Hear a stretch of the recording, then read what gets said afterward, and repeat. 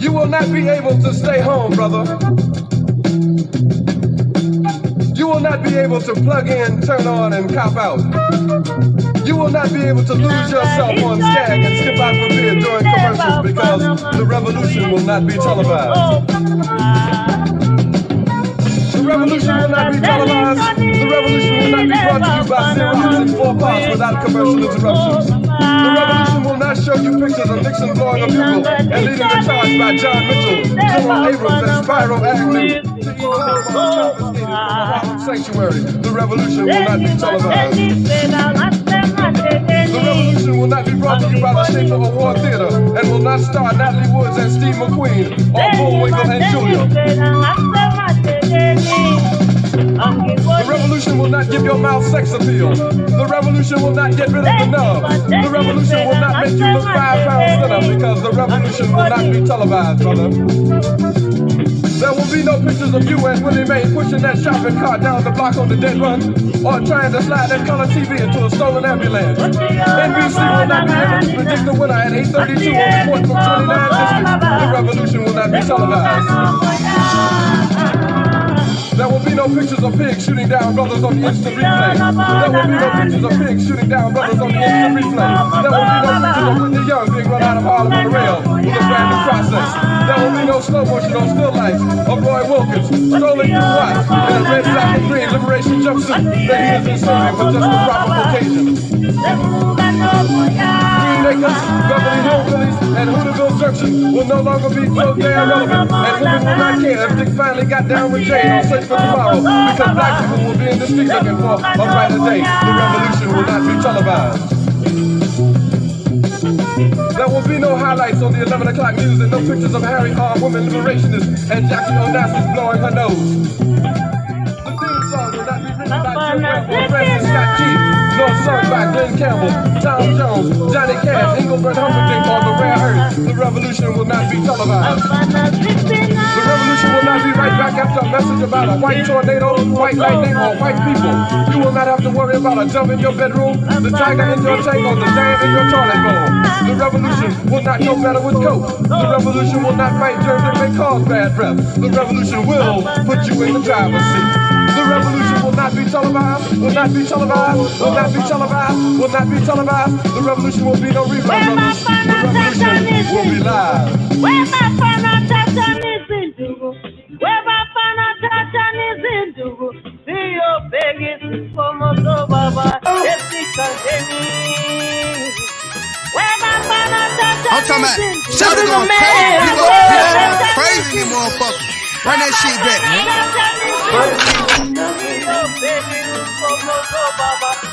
Nothing. What's the other one? What's the ending for Moto Baba?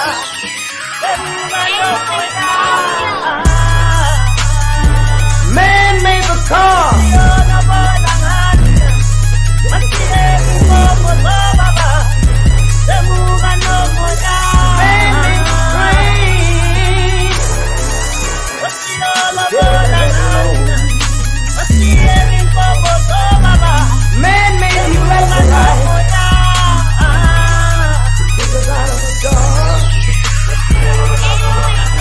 Man made the bump over water.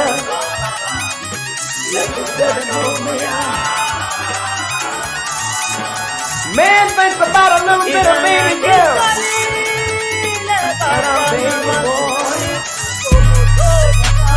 Man makes them happy.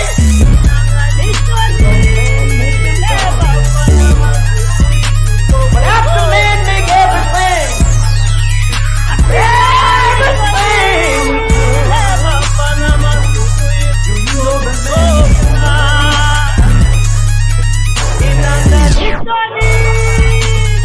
goodbye from other men.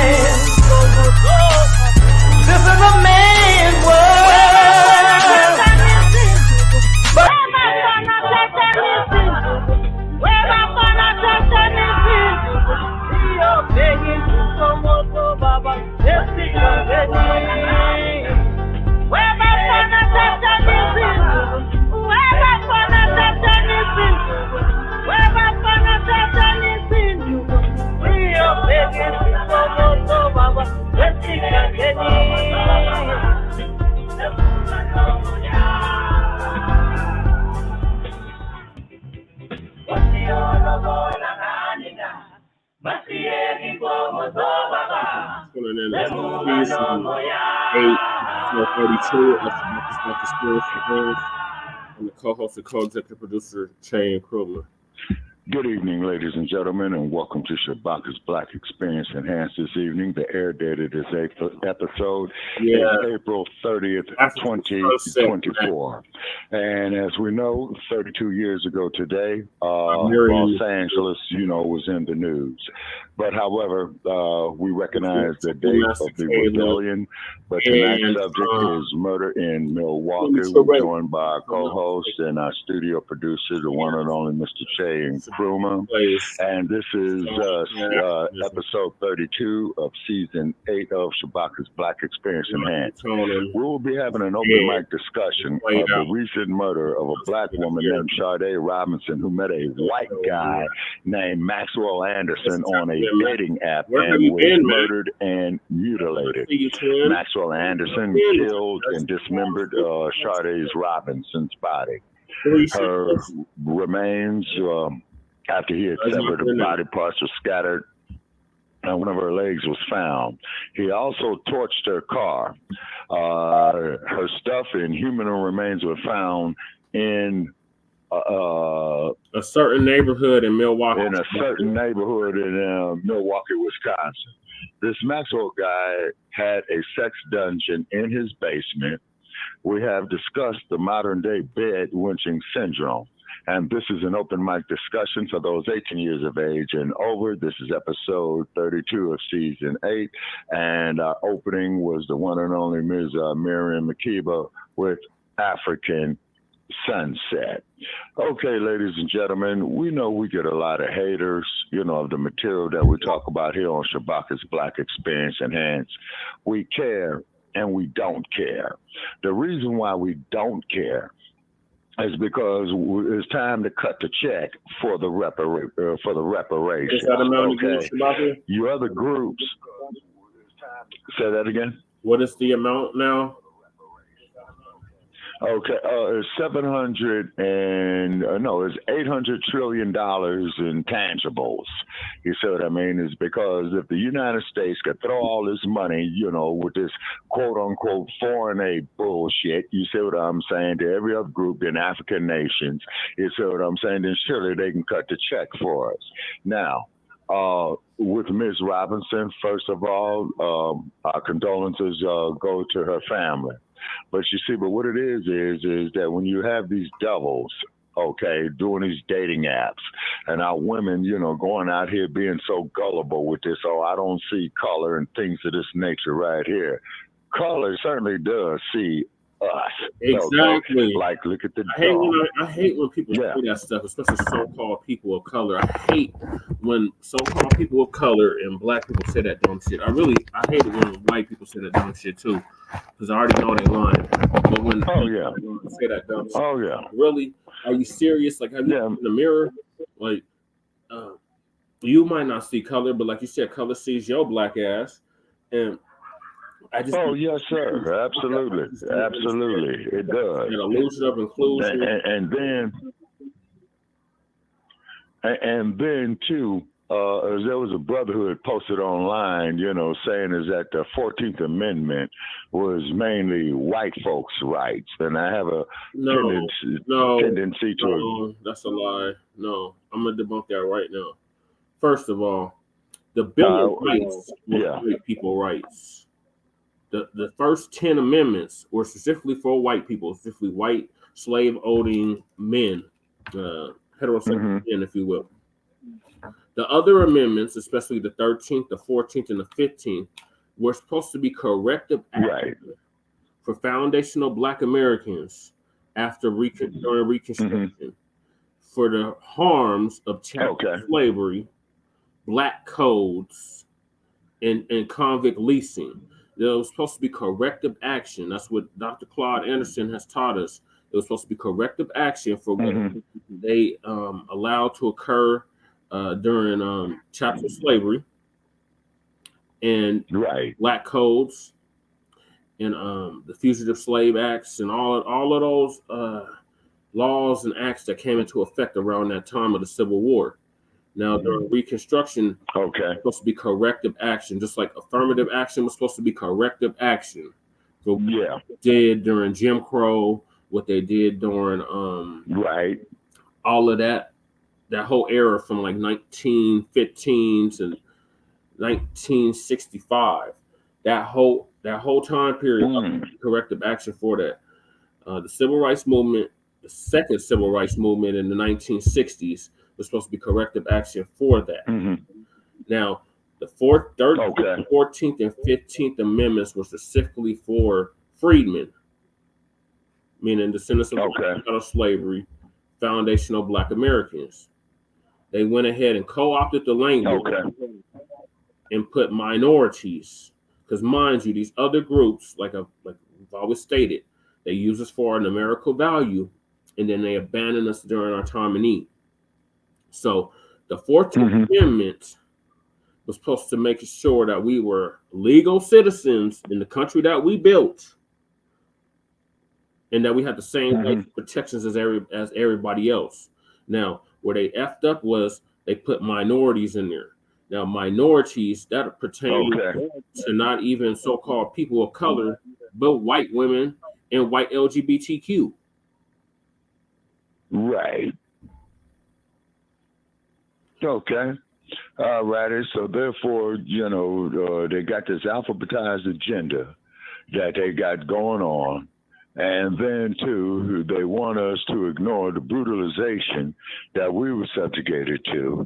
They also want us to ignore the fact of, like, what happened with the young woman here in Milwaukee, going after one of these white guys. Yes, see? And then, of course, this country has systemically shattered the relationships between Black men and Black women. You see what I mean? And then, on top of that, a lot of our people are figuring, well, I don't even want to be around each other, like what Malcolm had said, years ago. So, they really definitely did a job on us psychologically, educationally, socially, financially, emotionally, when you look at this bullshit that comes up there up out of Hollywood. Segregation, Shabaka, because during segregation, we had no choice but to live around each other. We had no choice. Right. We didn't even lock our doors. Right. There was one point in the Black community where we did not have to lock our doors. And if we left the house, somebody in the neighborhood would watch our house while we were gone. You knew everybody. You knew your neighbors. That's why they dropped the neighbor. Call it the hood, which is just a bucket with a hole in it. Right. Okay. All righty. So also, too, getting back, to America's brutal history of what you saw here, in Milwaukee, with the murder of this Black woman, by this white guy. Okay. And now, they used to say not just white guys, these this suspected, he ain't even suspected no more. He is a white supremacist. This dude is a straight up neo-Nazi, Black hating KKK sympathizer. I'll put it like that. Right. And there's no telling what type of brutalization that he put this woman through before he actually killed her. You see what I mean? So most definitely, our hearts go out, to her family, you know what I mean? And then the cold part about it is that what can we do to make the Black community more cohesive, where we don't even want to go off, we got to reestablish the Black family unit. Everything else is... Yeah. Oh, yeah. Yes, sir. Most definitely. It's not going to gain no ground, no traction without that. So that means we need the Black men. Exactly. We need Black men, Black women, and Black child raised. We need Black men and Black women raising their child together. That's the only way we're going to all this. Oh, I'm a strong, independent woman, and all that nonsense is out the window. And that's what that feminism bullshit. That that Gloria Steinem shit. Yeah. That's what we have. That Gloria Steinem shit. We should have continued fighting as we were prior to that time, fighting as a unit for our rights, our human rights, not civil rights, because ain't nobody civil in this country, but our actual human rights, our rights to dignity, our rights to housing, our rights to education, our rights to self-preservation, our rights to self-determination. Right. Exactly. You know what I'm saying? And then also too, our right, to building our own communities, land acquisition, controlling the four factors of production in the Black community. We had all of that. We had our everything. We gave it all up. Yes, sir, we did. Sit at the damn lunch counter of a oppressor that can't stand you, hates you to the core. Yeah. But yet you want to be accepted by them. That's where we effed up. Exactly. The feminist movement just put the nail on the coffin. And then when they put crack, absolutely, they put hair on and then crack into our neighborhoods and communities. That was just the icing on the cake with it. And this yes, sir, without a doubt. President, Sleepy Jim Crow Biden. Yeah. Yeah. When he was exactly. And then also too, Delaware.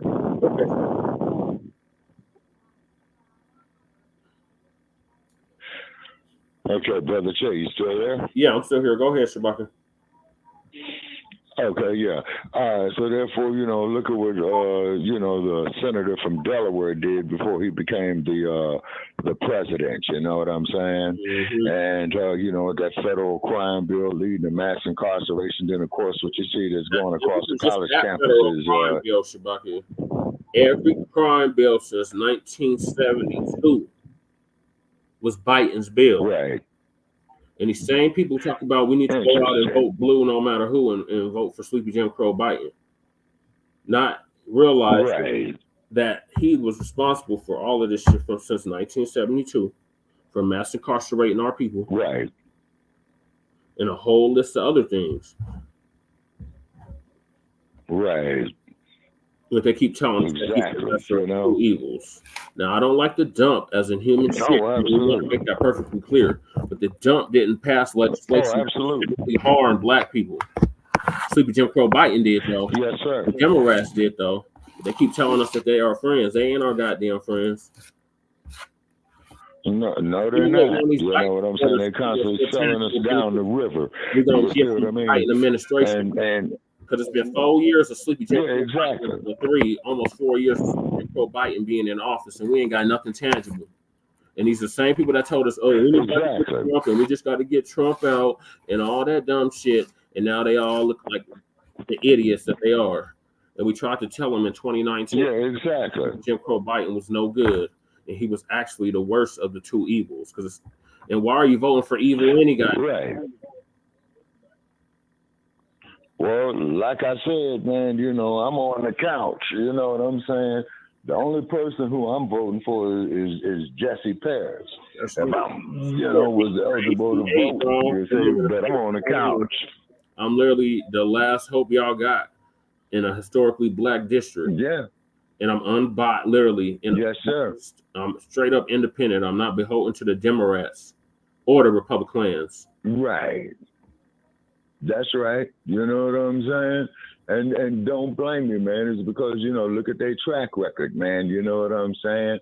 And, they constantly selling us down the river, and they constantly, taking us for granted. You see what I mean? Mm-hmm. And then we still keep going for this dumb shit, man. And I just don't get it. You know what I'm saying? I get it and I don't get it. You know what I mean? Yeah. And they just keep playing us, like we're pawns. Mm-hmm. And then they put these sycophant, house Negroes up there, like they representing us. You know what I'm saying? And then the cold part about it is that when you go to the common man within a Black community, the majority of Black folks, man, in my opinion, man, have lost faith in the system because it's clearly, letting us down. And then the cold part about it is it's down. It was never designed for us to begin with. We thought that. Exactly. I put it like this: our ancestors thought that voting was going to be the way was going to be a mechanism for us to get liberation and freedom. That's what they thought. Yeah, exactly. Clearly, we can clearly see that 60 years later they were wrong. Voting blue, no matter who, was not getting nowhere but further in a ditch. Yes, sir. And then also too, Brother Perez, like I say, man, is that look at those, who made the ultimate sacrifice for it. You see what I mean? And if they could come back, man, what do you think that their opinions would be? Hey, I went out here and I got killed. You know what I'm saying? For these confused ass individuals to come up here talking about that a man is a woman and all this old type of shit. You know what I mean, man? It's crazy. It was just downright insanity. For us. You see? So what it is, man, is that we got to control our economics, you see, and then also too, we building back the Black family unit. You know what I mean? And most definitely, our hearts, go out, to Sade's family. You know what I'm saying? And I mean, wow, man. But let's look back at Charles Manson too, Brother Paris. This is before your time. Yeah. And that's why I'm hoping some of the older ones will call in, is because Charles Manson, in the Tate LaBianca case, you know what I mean, had went out there, killed Sharon Tate, you know what I'm saying? And let me see, Abigail Folger, let me see, Lena LaBianca. And what it was that Manson wanted to incite a race war where Black people would take over, but he would be the leader of Black people. You see how warped that shit is, man? You know what I'm saying? And then on top of it, this is probably, man, one of Manson's grandkids or cousins or something like that. You know what I mean? And then they want us to sit up there, tolerate, organize, march, talking about we shall overcome. They say, and before we could do anything, we have got to have our own infrastructures built up. You know what I'm saying? Technology, all of that. We can do that when we get our reparations. Technology, engineering. We can do all of that when we get our reparations. We can't do that. We can't do that under this current system. We're gonna have to separate. No, sir. Because we already know they're gonna sabotage stuff. We tried this over and over again. 100 years ago, we had all of this stuff that you're speaking of, Shabaka. But what we didn't have was a military structure to defend it. Yeah, you know what I'm saying? And then the cold part about it is that, they keep dumbing us down, generation after generation, more and more. You know what I mean? And then the cold part about it is that we have to control our own economics. We have to control our own education. You see what I'm saying? Also, too, we have to, watch each other's backs, man. You know what I'm saying? Right. And if we would have had that, this young woman, man, probably would not even consider to go meet this white boy. You see what I mean? And whatnot. You see, and it's just downright sickening. And then on top of that is that this bullshit, man, that you see over here in the media, social media, and all this garbage, man. They want to sit up there, man, and perpetuate this shit. You see what I mean? And then I see we got a couple of callers in from 262, and also too, we got a caller from 707. Yeah, okay, and I think we got a caller out of Wisconsin. I think we got a caller out of Northern California. And if you would like to join in our conversation, just please press 1, and we'll be more than happy to have you on the air. You know what I mean? Okay, all right, okay, I think that's Dr. Barnes, okay. Then Dr. Barnes, you know what I'm saying, Outlaw Radio, you know what I'm saying, based out of the mill. And Dr. Barnes, please give us some feedback, if you will, on it, since this unfortunate incident had happened in your neck of the woods. Just press 1. And we'll be more than happy, to have you on there. Okay, but what it is that, how could I put this, man? I'm just going to make it plain. If you're a Black man and you have a daughter, And then if you have a daughter, you know, it's very, very essential to teach the baby, you know, to defend herself, number one. Number two is, you know, don't be so trusting, you know, with these white folks. You see what I'm saying? Because, see, they hate us. They hate us because they cannot be us. Yeah. You see what I mean?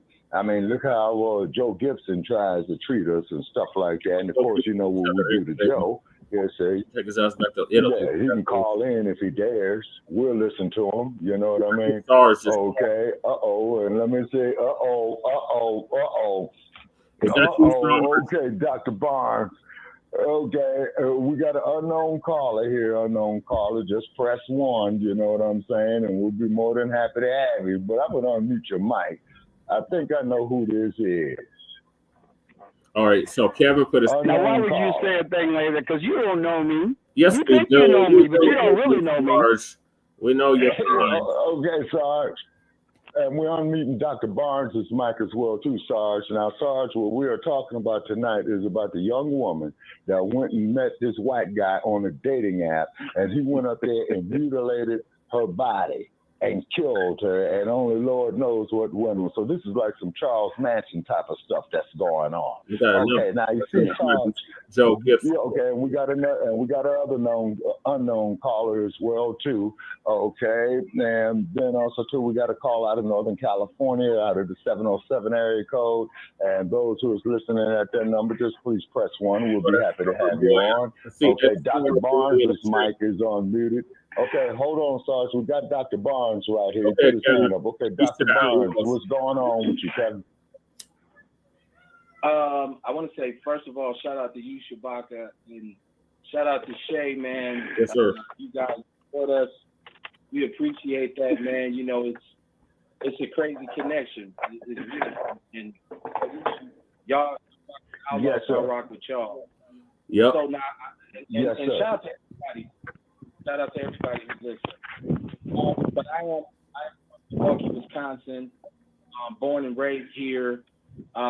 Very in tune with the movement and the vibes of the community on a grassroots level, on a professional level, on a spiritual level. I'm kind of connected. So when we talk about the sister Sade, there's a couple to this, and we discussed this last night already, because there's some racism. There is some racism involved. Okay. But I want Black people to not have a knee-jerk reaction to everything, okay? Like, we are emotional people, so we always react emotionally, right? And so what we found out is that, first of all, this man who murdered this sister is the child of some very rich white individuals. Okay. The white guy. Oh. Okay, and so the first thing that we noticed is that there is an absolute, I want to say, a shutdown of any media. Like, right now, there's nothing. There's no information about him, about, his life or anything.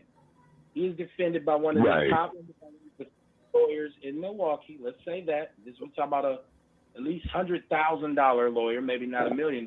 But so we talked about where the racism lies is that if this was a brother who done this to a white woman, his entire life story would already have been out here in the media. It would have been all kinds of hanging, burning, killing, doing like we used to do them. And we've known everything, but that's also because usually when it's a brother who gets in something like this, he doesn't have a powerful family that can get the right attorneys that can put gag orders on things. So the racism at first. The second thing is, we run with these narratives about the black man's role in this, and are we protecting our sisters, and and why is this young black lady, dealing with a white man and all this kind of stuff. That's neither here nor there. I don't think you can place this on the black man. This is a murder. And first of all, let me say, the crazy part is that the blood that was found in his home was deemed animal blood. Wow. So there's body parts, there's blood, there's forensic work. Obviously, we're getting none of that information here. And I checked with individuals. Last night we had an individual who was actively supporting the family.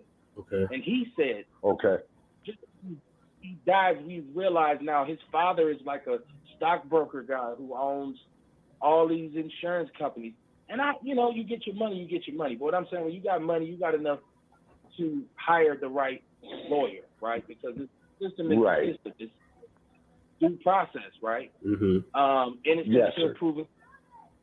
So, and so what we got to understand right now is we're still waiting to know anything.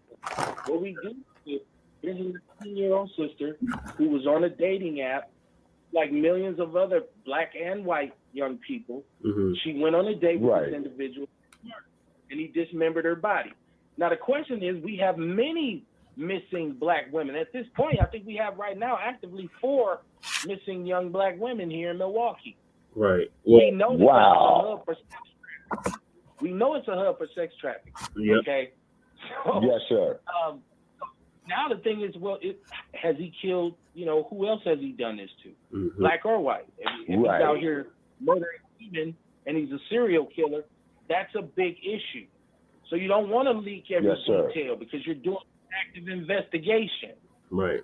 So right Right. now we just know that everybody's standing on point. Everybody's ready to, to ride out. And some of my brothers and sisters have gone to his home and set up to protest, because that's what we do in Milwaukee. When the activists get mad, they come to your house and set up camp on your lawn. Yep. Barbecue grills, like real, so it's right now. It's a tragedy as a community. We're feeling it, but we know that people of color are not safe overall in this city. We just had an incident today Right. where a 2-year-old hit, and it was a hit and run, and the 2-year-old is now deceased. This just happened today. Oh man. So it's not a safe place. Public safety is the issue here. Yeah. So that's Yes, just sir. from sitting over here in Milwaukee, where we're sitting there. We're waiting to learn. We're waiting to see what's happening, because y'all know the coldest part is they found feet and legs and hands. They found an abdomen. But I've even heard talk that all the body parts are not hers. All of them don't belong to her. So we don't know what's sensationalized, and we don't know what the actual facts are. So we're waiting to hear, and then we'll react accordingly. You know what I'm saying? And that's our take from here in Milwaukee.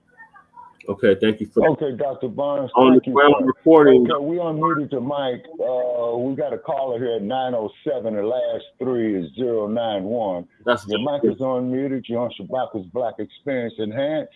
What's on your mind? We're talking about, the Sister Sade, who was mutilated in Milwaukee. 907. Well, Shabaka, I've called in not to discuss, because I just got here, but I wanted to ask you if you knew that your audio on the Blog Talk website is not operating for the program. And I did put a message in the chat room for anybody coming in the chat room that they must call in if they want to listen. Yes, sir. And that's all I got, very much. because I just got here. Okay, all right, thank you. Okay, and appreciate you. Okay, and I see Joe is saying here there's no sound. Okay, all right, and I appreciate you there, my man. And then let's see here. Now we got our man here. Okay, he's front and center this morning, lady, or this afternoon. I mean, man, the temperature's starting to get hot up here in this desert, and I'm starting to get delirious. Okay, Sarge, what's on your mind, man? We know you got a whole sermon to preach. Okay, Sarge, what's happening with you? Well, I got to admit, I'm only noddingly familiar with the case of this unfortunate young black woman in Milwaukee.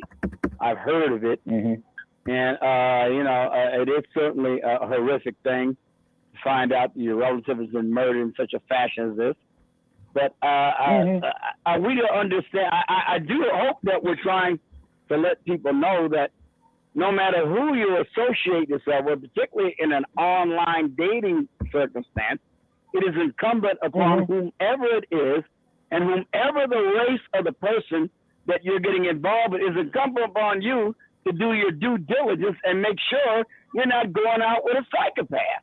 After all, the biggest serial murder that is recorded right now in recent history, other than the 19th century, which I think there was a doctor in Chicago who had the most, he had a murder house. They found 113 victims' bodies in it, something like that, but that was in the 19th century.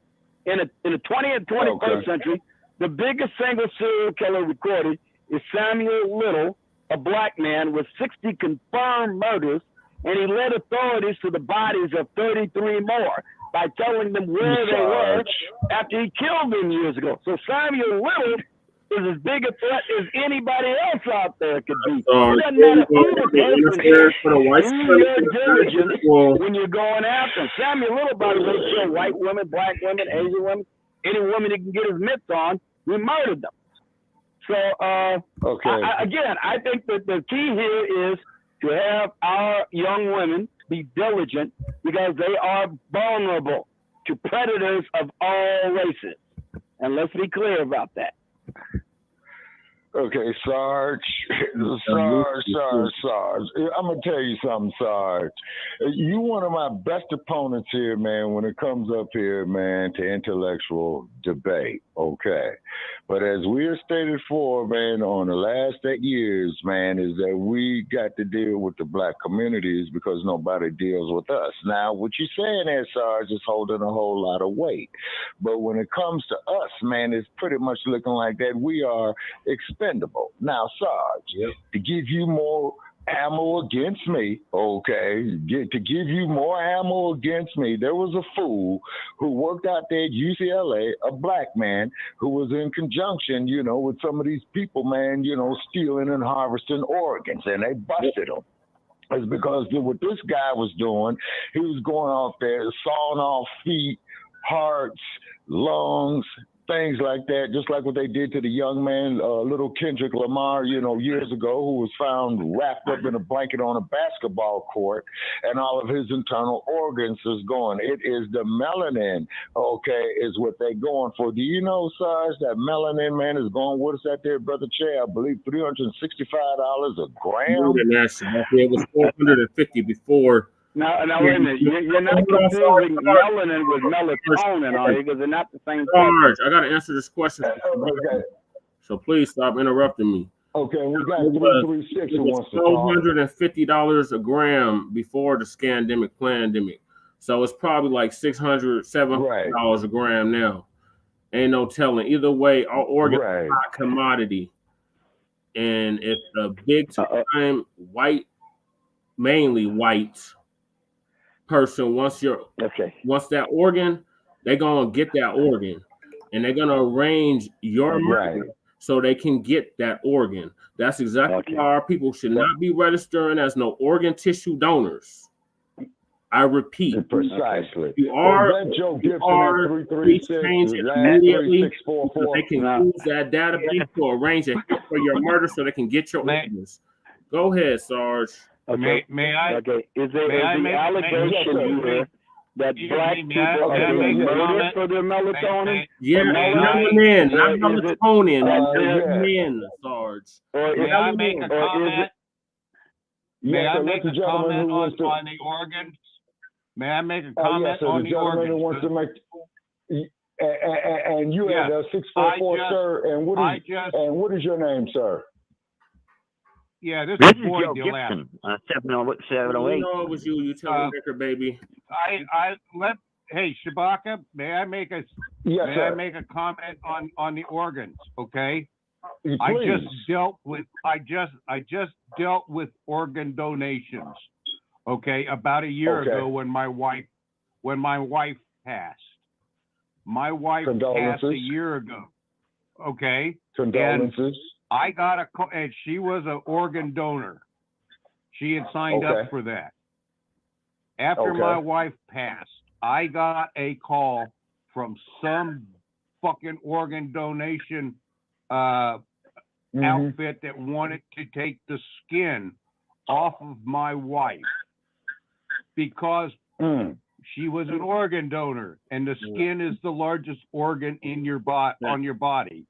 And they said They told me at the time they could not take any of the other organs in her body because of the fact that she had already died. They removed the organs for organ transplants prior to the death of the body.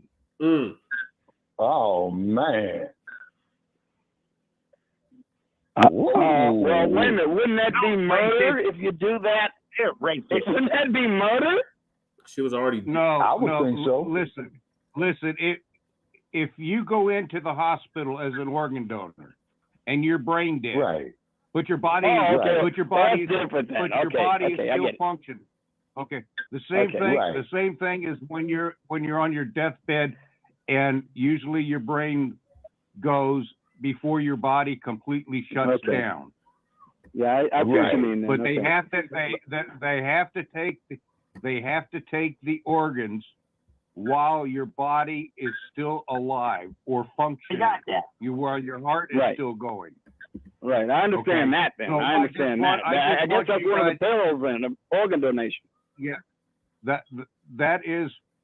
I wanted to clarify that because you guys were talking about whoever cutting the bodies up and taking the organs and all of that stuff. If he was taking the organs after he had killed the person, he's got useless organs. Right. Okay. I just want to clear up that fact. Okay. For the discussion. Right. Because the organs have to remain suffused with oxygen, either by a ventilator or by the person still breathing in some fashion. Otherwise, they'll die almost immediately. And they can't be used for transplant. Wow. Okay. And I see in the chat room, we got Bring It On Board. We got Joe Gibson. We got the Alaskan.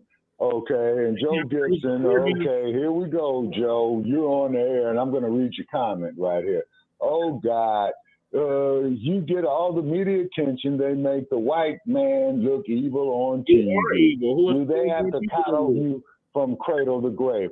Now, Joe, would you please explain that insult, Joe? And no, Joe, you're not going to get booted off, okay? But please explain your insult right there. Well, we see in today's society. We see in today's society that the white man is made evil through the media. I mean, he's made fun of. And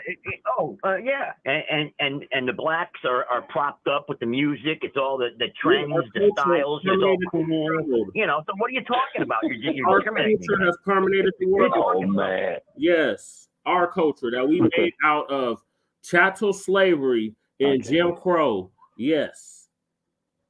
Right. Okay. And the blues too, Joe. Okay.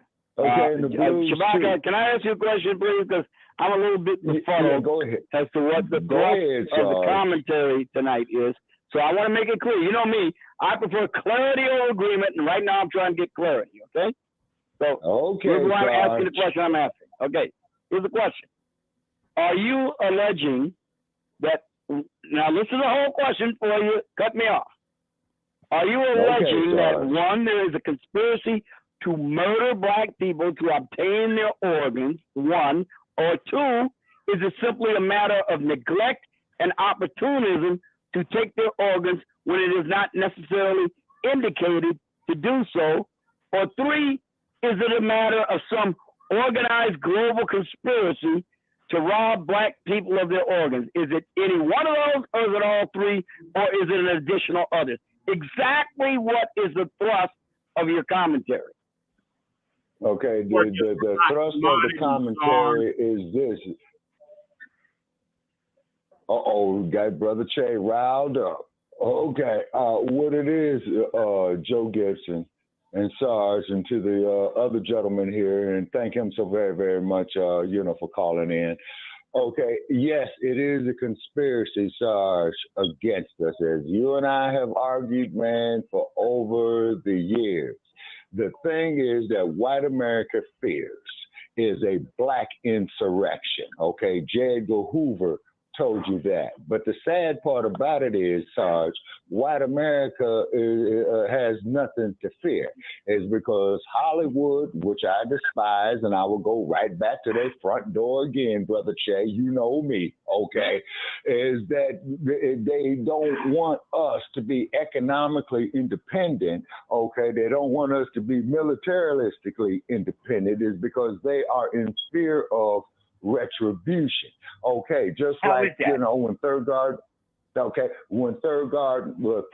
Marshall, you know, handled the Brown versus the Board of Education case. Okay, is saying is that, well, if black students sat there with white students in class, that we will get an equal education. I don't believe that is true because we got a whole. Okay, hold on, Joe. Hold on, Joe. Joe, I recognize your tactic, Joe. You're pulling a clinch, okay? We will hear you, Joe. We will hear you because you and I, man, we've been going back and forth for years. What it is that economically, the black community must become self-sufficient. It must control its own economics. It must control its own politics. It must control its own economical system. And then particularly in this day and age with this artificial intelligence, yeah, we've got to get our people with science, technology, mathematics, I believe, Brother Che, because I'm kind of out of it. You know, age is catching up with me. Okay, so the so-called utopia that you speak of, Joe. Okay, well, you know, we just love everybody and hate ourselves. No, sir, we cannot have that because I've even had those who are not black inbox me, comment me on social media. Hey, Shabaka, we appreciate what you are doing. Okay. See, this is not hatred. Self-sufficiency is not hatred. You see what I'm saying? But we have a right to ourselves. Okay, hold on, Joe. We have a right to exist. We also, too, we have a right to our own self-determination. And we have a right to survive. It's not about, you know, the days of Amos and Andy and things of that nature right there. Look what white society did to the great Paul Robeson. Yep. Okay, who was a lawyer, by the way. Look what they did to Paul Robeson. Okay, and one black woman who I respect, who did not degrade herself in that institution called Hollywood, was Cicely Tyson and Ruby Dee. You see what I mean? And why do you think, Joe, that we must simply get here and forgive you? Now, we could talk civilly, and this is one of the few times that we are, Joe, because you know you and I, how we get out. Okay, but just tell me, Joe, what do you think the solution is to the black man, woman, and child plight here in America and the whole Western Hemisphere? Well, according to your way and what you want to do, the only solution would be separatism then. It's a separate country, you know, a separate state, separate communities. That's according to your solution. Joe, we built your country. Worked for us, Joe, we built your country off of slave labor. And you and I went back and forth, you know, because I put facts up there about how I contribute to the gross national product. Dr. DeGruy is doing her study on it, of how the transatlantic slave trade had benefited the United States economy. But at the same token, though, hey, well, we could kill you, you know, just for recreation, you know, like with the lynchings you had there in the South. Look what they did to Black Wall Street, Joe. That's what their whole culture is based around. It's killing us. Yeah. And degrading us. That was 100 years ago. Well, okay. Okay, Tave. Okay, I believe this is Tave, and Tave is in the chat room. He says, look into what happens when the double clamp procedure is initiated at birth and how the placenta is stopped from 20 minutes prior to providing the stem cell and blood and DNA regenerative cells that would alter all history had been known. This was being done by Big Pharma and adrenochrome by cultists and adrenal, okay, I stand corrected, and organ harvesting and more is and has been for thousands of years. Yep. See, the blood adrenaline explicitly shown in how to do such to a child is the various books of Judaism.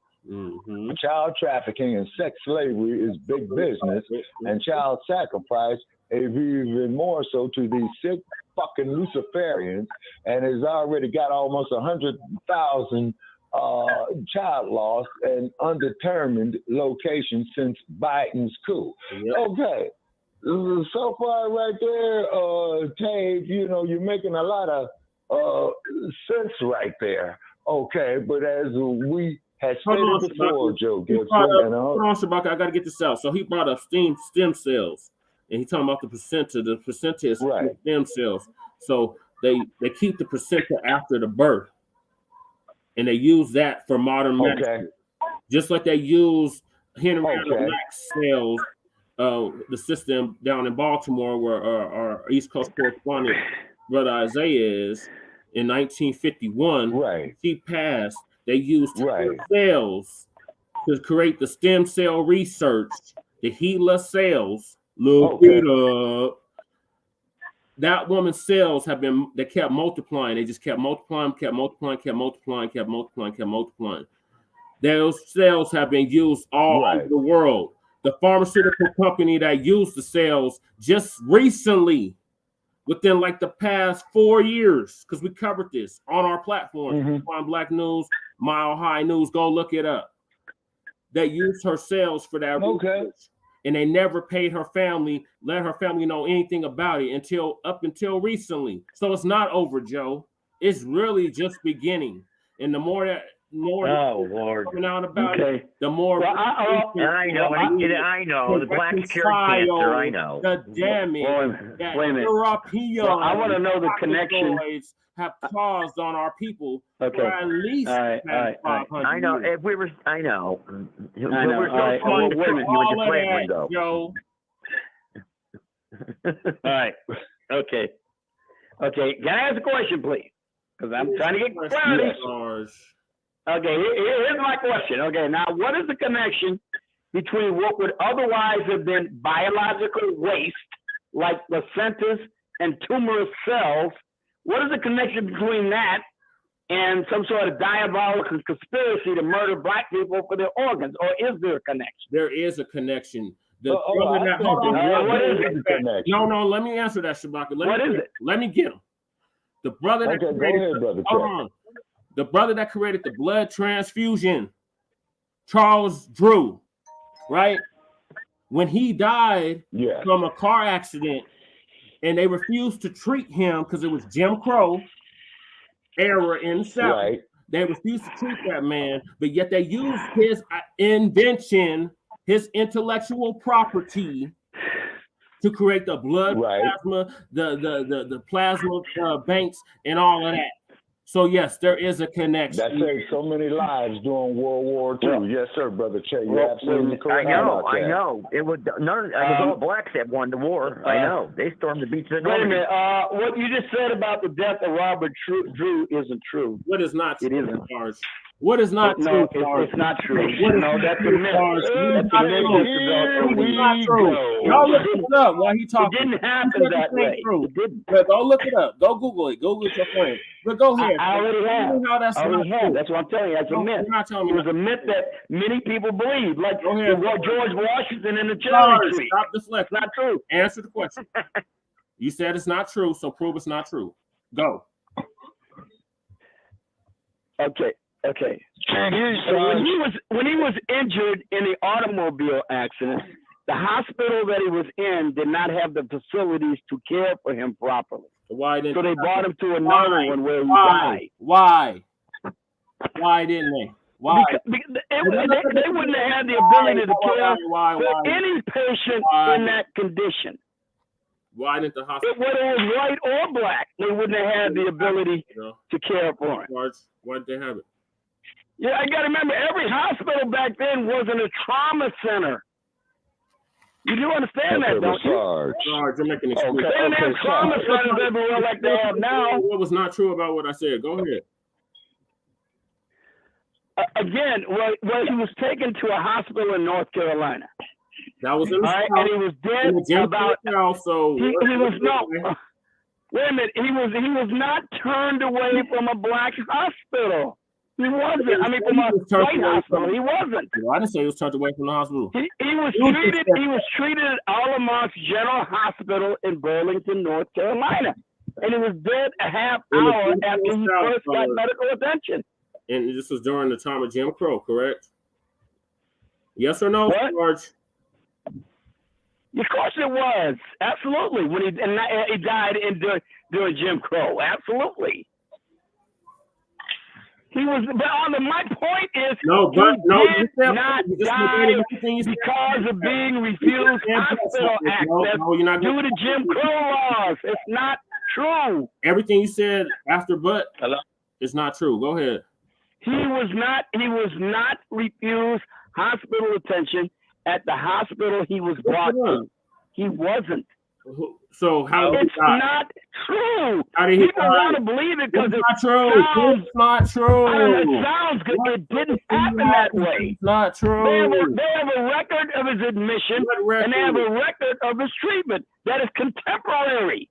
Where, Sarge? They made it up, Sarge. The white man made it up. I know. I'm not able to convince you, but I'm telling you right now. Look up what happened with his death, and you will see that it's so. It's not true. You're thinking about Jack Johnson, maybe, not Charles Drew. James Drew. That's what I'm thinking about. I think you're thinking about Jack Johnson. A lot of people conflate what happened to Jack Johnson with Dr. Drew. I'm not even. Okay, Dr. Barnes has dropped off. Okay, thank you for joining us, Dr. Barnes. Appreciate you. Okay, all right, so please continue. Yeah, so we appreciate Kevin Barnes and over there at Outlaws, for giving us the input that they did. Yes, doctor. Okay, now, the fact of the matter is, with this situation that happened in Milwaukee, with this situation that happened with Manson in Los Angeles with the Tate LaBianca case, Sarge, you should be familiar with that, okay? Because I was only a kid when that went down. Okay, is that... back in. Okay. For coming back. Okay, Dr. Barnes is back in? Yeah. Okay, yeah, let's unmute Dr. Barnes. Okay. All right. Okay, Dr. Barnes. Yes, he's a doctor. Okay, thank you, Dr. Barnes. Okay, and as you can see, Dr. Barnes, with you guys with the Outlaws there in Milwaukee, you see what we have to deal here with at Shabaka'S Blacc Experience Enhanced, man. You know what I'm saying? And this heat is out here, is getting to me. So age is catching up with me. Now, what it is, though, Joe Gibson, okay, because you and I have been going back and forth for years. You and I don't exactly see eye to eye, Joe, you know what I'm saying? But I recognize a lot of your tactics over the years, my man, is that when somebody is speaking, you'll come in, you will step on them, man, and you try to get their point all distorted, okay? I'm familiar with that tactic, Joe, and that's why I give you the shoulder roll every time, you know what I'm saying? Okay. What it is, okay, for the Black community to come, yes, go ahead. First of all, I want to shout out to Brother Sarge because he's correct. What? He's correct about Charles Drew. How? He's correct about Charles Drew. Because if you look up the facts, right? Charles Drew, who was a tremendous pioneer, he was a black man. But it is very true that there was a false narrative created around how he passed. Now, once again, like my brother said, during that time, most hospitals, in particular in the South, which was mostly rural, they weren't triage centers. They weren't triages. They weren't prepared to deal with severe trauma. Okay. And the technology that he created required certain technology to be able to do. So it wasn't necessarily that he got turned away. It was that hospital was not equipped. That's true. Okay. So, and that's not to say that there wasn't a racist sentiment anyways. I'm pretty sure those doctors, those white doctors were kind of saying, I don't want to be the one to say this, nigger. I'm sure that was part of it. Right. But the fact how he actually perished, it was what he says is true. But I also want to say this because we're talking about the Milwaukee situation and we're talking about what could potentially be a serial killer. We had a black serial killer here by the name of Walter Ellis, who's known also as the Northside Strangler, who murdered prostitutes from 1986 until, I believe, the early 2000s. So when we start okay, hold on, Dr. Barnes. Let me interject on something on that, Dr. Barnes, if I may. Funny you should say that is because they did have the Southside Flare in Los Angeles in the mid-1980s to find out that this was a black police officer of the LAPD that did that. Okay, I just wanted to put that in there. Okay, please continue. No, and that's fine because, once again, a false narrative is created that only white men are serial killers, right? Like, so, and I'm not looking at this. It's not true because the serial killers can come in any shape, form, or fashion. Hell, if you look at it, what's my man name? Who's the king of what we just talked about the other night? Ferdinand, what was his name? He was a serial killer. He killed millions of slaves. He cut their hands off. They eat chocolate hands over there. Okay? Oh yeah. So serial killers, it's not a racial thing. And in America, even with mass shooters, we like to say, well, only white boys are mass shooters. It's not true. It's a great narrative. You know, if I want to really insult a white person, I'll say that shit to them, like, hey, y'all some serial killing, mass shooting motherfuckers. But that doesn't take away from the fact that historically globally has been evil. I mean, the white man is an individual who, for whatever reason, chose from one day that he was going to conquer, diminish, and destroy all in his way. And I take that to say, I'm one of those black people who say, I don't want to cry about the problems in America. I want to be part of it. So I understand this. We don't need to cry about what they've done or what they're doing. We need to do what we're doing if we want to make it. We get our own politicians. Thank you, sir. Thank you very much. Well, thank you. Like if you're on the team, you don't get a last unless place you're white. pointers. That's not true. Unless you're white. No, like they're throwing that white girl up in Iowa. No, that's not true, Dr. Barnes. She's a two-time loser, and they sent her a deal. Caitlin, what is her name? Caitlin Clark or whatever. She's a loser. They sitting up and promoting her like she's a winner. So that's not always true what you're saying. But I'm gonna let you continue. Okay, yeah, you got a point on that. But also, you know, we don't serve our women or anybody else very well when we try to tell them that, you know, they don't face a threat. The most common thread that all serial killers have in common is that they're men. That's what they got more in common than anything else.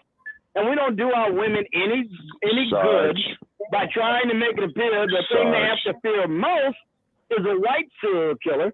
When it doesn't matter what race you are, the person most likely to kill you is somebody of your own race. We don't do our women any good by making them believe that we're more at risk from one group than another. Okay, Sarge. Okay, now let's look at all these white women on the plantation system of Mississippi, Alabama, Georgia, Louisiana, North, South Carolina, Maryland, who would sit up there and tell black men, well, if you don't come have sex with me, I'm going to go tell the raping, slave trading pedophile that you raped me. Okay, hold it. And that man bingo again, not the man bingo again. Okay, Sarge, Sarge, you always foul me, man. You see what I'm saying? Now you're trying to, clench the gloves on me. But that's an issue that has not been addressed. Also, too, Sarge. Now, also, too, like what they used to do, too. It was an all-white hospital.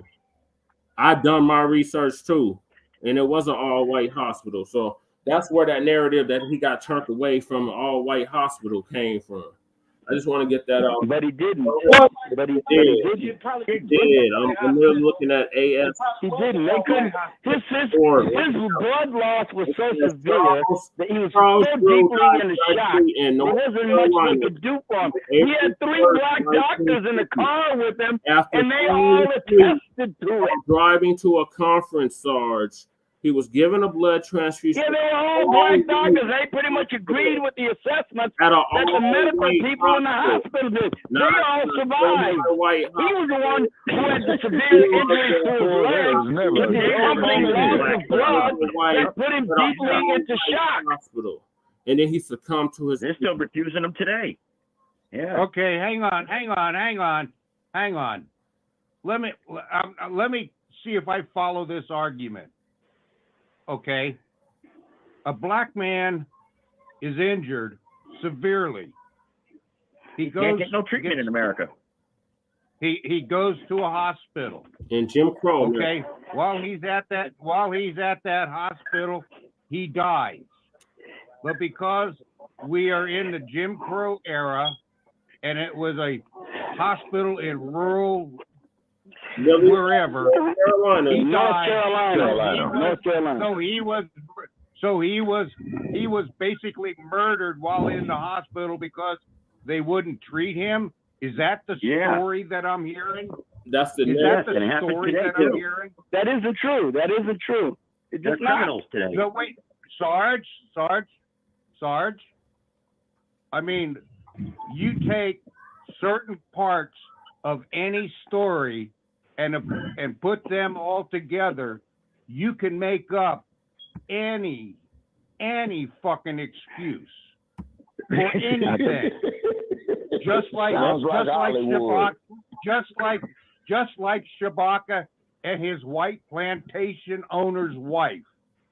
All right, if one or two of them may have done what Shabaka said, then all of them did it. Am I understanding that right? Am I understanding that right, Shabaka? Could you be more specific, sir? Is that the basis of your argument? They did. Yes, it is. Because you would have to be more specific, sir. Shabaka. Yes. Shabaka. Yes. We've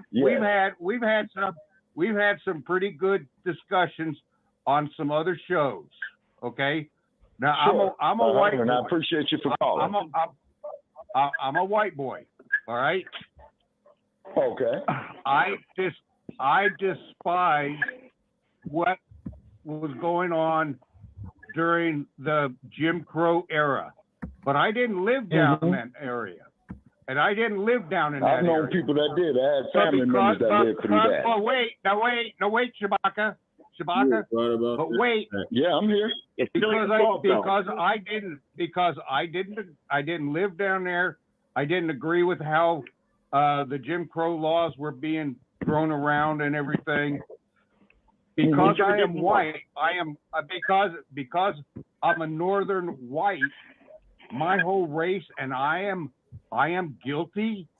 Yeah. I am guilty. Okay. You know, you just. Sir. Am I guilty? But sir. Am I guilty? Yeah, okay, sir. You still benefited from it in an indirect way. Okay, because of the contribution that the slave trade made to the gross national product of the United States of America. The slave trade had made the economy of the state of Louisiana the fourth largest economy in the state at that time. You see, so basically what I'm getting at is this. Okay. All right. Now, Shabaka, I agree. I'm going to accept your fact that the state of Louisiana at that time was the largest economy in the nation. But I want you. New York was. New York was. Now, wait a minute. You haven't heard the rest of it. I want you to tie the economy of the state of Louisiana to the state of Ohio and how it benefited Ohio. Well, greatly much so. You know that place there called the Mississippi River? Oh, man, really? You sure keep on rolling. Yeah, they dug out the river. Stopped in places. Okay, hold on. Whoa. New York has the biggest economy. It's just a fact. New York did, not any other state. Okay, hold it, Sarge. Okay, the Mississippi River, as we all know, goes down there from the Gulf of Mexico. I've crossed the Mississippi 3 times in my life, and I get the eeriest feeling. The old river boats going there, taking that cotton, taking arms, going up there into the northern part. Then they'll turn off there into the Great Lakes, and correct me if I'm wrong, Dr. Barnes, because you're up in there. Okay, so then the economy started benefiting from then, and then, of course, when you had the Great Migration out of the South, and when black men and women was going to Chicago, Milwaukee, Detroit, I had family members who did that. Well, we don't want your kind working here. So for you to get a fucking job, okay, you had to join a union. Okay, so therefore the union does not accept black carpenters. The union does not accept black bricklayers. The union does not accept black steel workers. Okay, until Henry Ford. Wait a minute. Now wait a minute. Wait. Slow down. Commerce definitely. Commerce goes up the Mississippi River and comes down the Mississippi River. Okay. Mm-hmm. The thing about Louisiana and its economy was it benefited from both northbound and southbound traffic on commerce. Right. Everything that came up that river from Louisiana to my state of Ohio when I lived there. Okay. Mm-hmm. Louisiana benefited from it. Everything that went from my state of Ohio back down to Louisiana to be put on cargo ships and shipped off to wherever, Louisiana benefited from it. So how does the reason that Louisiana had such a booming economy when Ohio didn't, and how did the Louisiana booming economy affect my state in Ohio? Okay. It doesn't. Okay, I'm going to tell you. Okay, do you drink bourbon? Work out. Okay, whoa. Hold on a second. Do you drink bourbon? Do you drink Jack Daniels? Do you drink I.W. Harvard, Johnny Walker? Yeah, but I can't hear you, man. Hey, okay, hold it. Wait a minute. Those don't come from Louisiana. Those come from farther north in the state. No, but the point is that Louisiana had a great deal of sugar cane down there, just like Haiti did. You see what I'm saying? And you need sugar cane to distill to make this booze. Now, you remember the Montgomery Brawl, okay, where the black community was fighting I.W. Harper, Beefeater, Jack Daniels, you know what I'm saying, with these white folks on the riverboat. They was full of that joy juice, and they decided to go attack that black man down there. Okay, black man defends himself. The black community comes to defend him. Okay, they were not wrong. You know what I mean? And then the cold part about it is riddle me this. Why is it that when the Ku Klux Klan was doing its thing, why did they wear hoods? I'm going to tell you why they wore hoods. It's because it was the newspaper publisher, it was the sheriff, the deputies, his brothers. You see what I'm saying? Okay, going out there doing this at night. They call them night riders. Read the autobiography of Malcolm X. He'll tell you that. You see what I mean? Yeah. So as Brother Parrish says, okay, just like Dr. Barnes says, and I've stated for years, this is the purpose of the reparations, to repair. Now, you will say, well, man, that was so long ago, man. You know, nobody who was a slave there is alive today. Now, to debunk that is that, okay, please let me finish and I'm going to let you talk, sir. As we all know, because we're educated men on here, when you take you $100, okay, say in 1850, you're going to go buy you 2 slaves, okay? You got old Shabaka up there, you know, who's almost 70 years old, half his teeth is missing. Well, you know, we'll pay $25 for him. Okay. You got Brother Parrish right there. Okay, young man, you know what I'm saying? Okay, we'll put $50 on him. Now we got a black female right here, 14 years old, a jewel, $1,500. Why? No. Because she's going to be violated by white men. She's going to be referred to as a bedwench. You see what I'm saying? And she's still, quote unquote, a breeder. You see, so this is why the reparations is due, is because the money that the slaves had generated off of that, of all that I've had stated, has parlayed, and built up. Look at DuPont. Look at the what's that there? Hartford Insurance Company that used to insure slave ships that Dr. DeGruy is doing her study on. Shabaka. Hello. Shabaka. Yes. Hello. Yes. Shabaka. I know it's kind of hard to get back in once I get out, but I like to go back to what we were talking about with the treatment of black men and black people being turned away from hospitals. Yes, black people were excluded from white hospitals when they came there for routine treatment or non-emergency treatment, even if it was serious. But every single day, more often than not, did you hear what I just said? I didn't say every time. I said, you said more often than not, when there was a life-threatening emergency, they received treatment until they were stabilized, and then they were transferred to a black hospital. Sorry. So let's keep everything in context, okay? He was supposedly assassinated, was brought to one of those hospitals in Memphis, and the nurse killed him. With cyanide. Oh, you're talking about Dr. King. Yeah. Now that part, Dr. King. He's talking about Martin Luther King. It's because when Martin Luther King got to the hospital, Sergeant, before 1968. Oh, wait a minute. Okay, now look. You're not responding to the point I just made then. So you're saying to me that what I just said a moment ago was that when a black person came to any hospital in the Deep South with a life-threatening emergency, they would invariably get treatment until they were stabilized, and then they were transported out of the white hospital to a black one. Now, do you agree with that, or do you disagree? I agree that they were had their organs harvested and used for medical research without their knowledge, and were used as guinea pigs. You don't want to respond to my point on it. Called the medical you're not responding to Harriet Washington. Okay, but Sarge, let Jesse finish. Okay, let Che finish. Let Brother Che finish. Okay, then we'll wait for you, Sarge. Sarge. So I'm not gonna sit up here. You're not gonna sit up here and gaslight me and make it seem like I don't know what the hell I'm talking about. This is documented. I'm not gaslighting anyone. If you don't agree with me, you don't agree with me. That's fine with me. I'm simply asking you to respond to the point I made because I didn't make that point.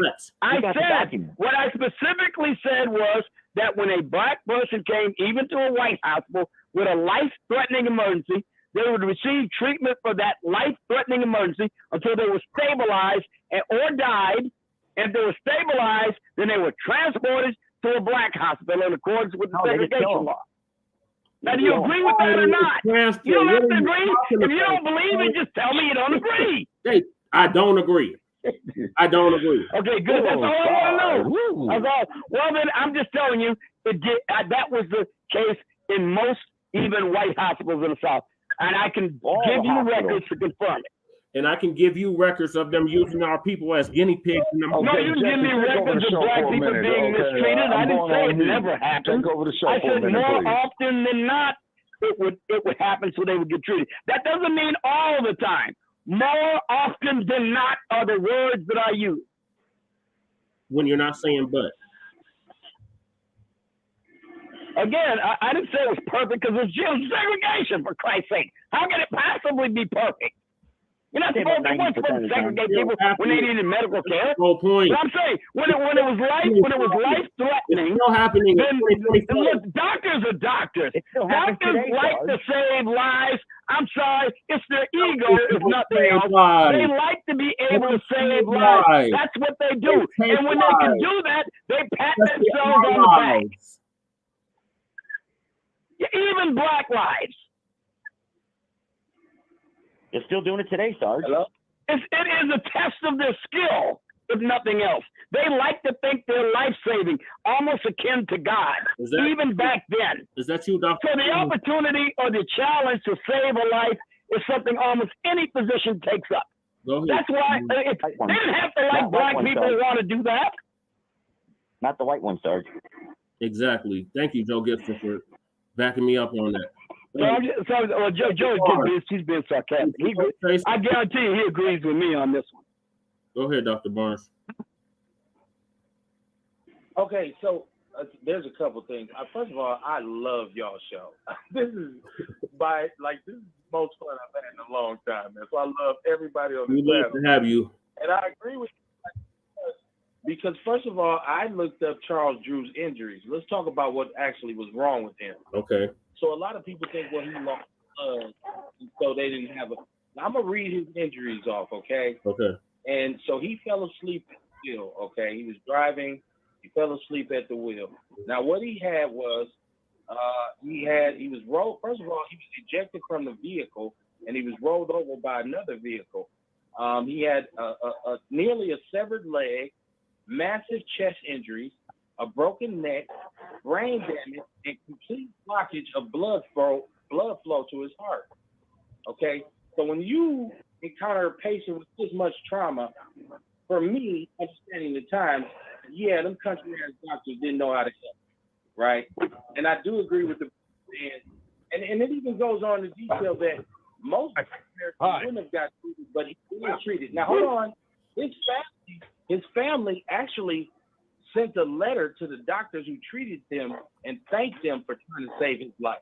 Now, that's one thing. But the other thing is the white man, the white guy, I'm assuming he's white, and I don't want to make any assumptions, but he asked, how did Louisiana benefit or Ohio benefit from what happened in Louisiana?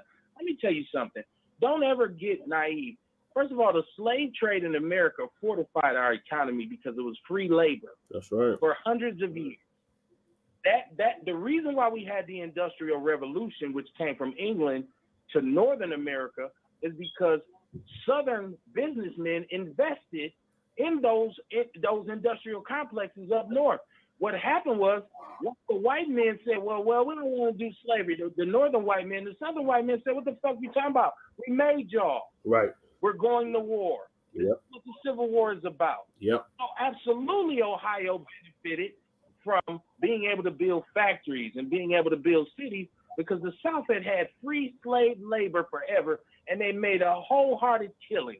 They set America up years and years and years to come.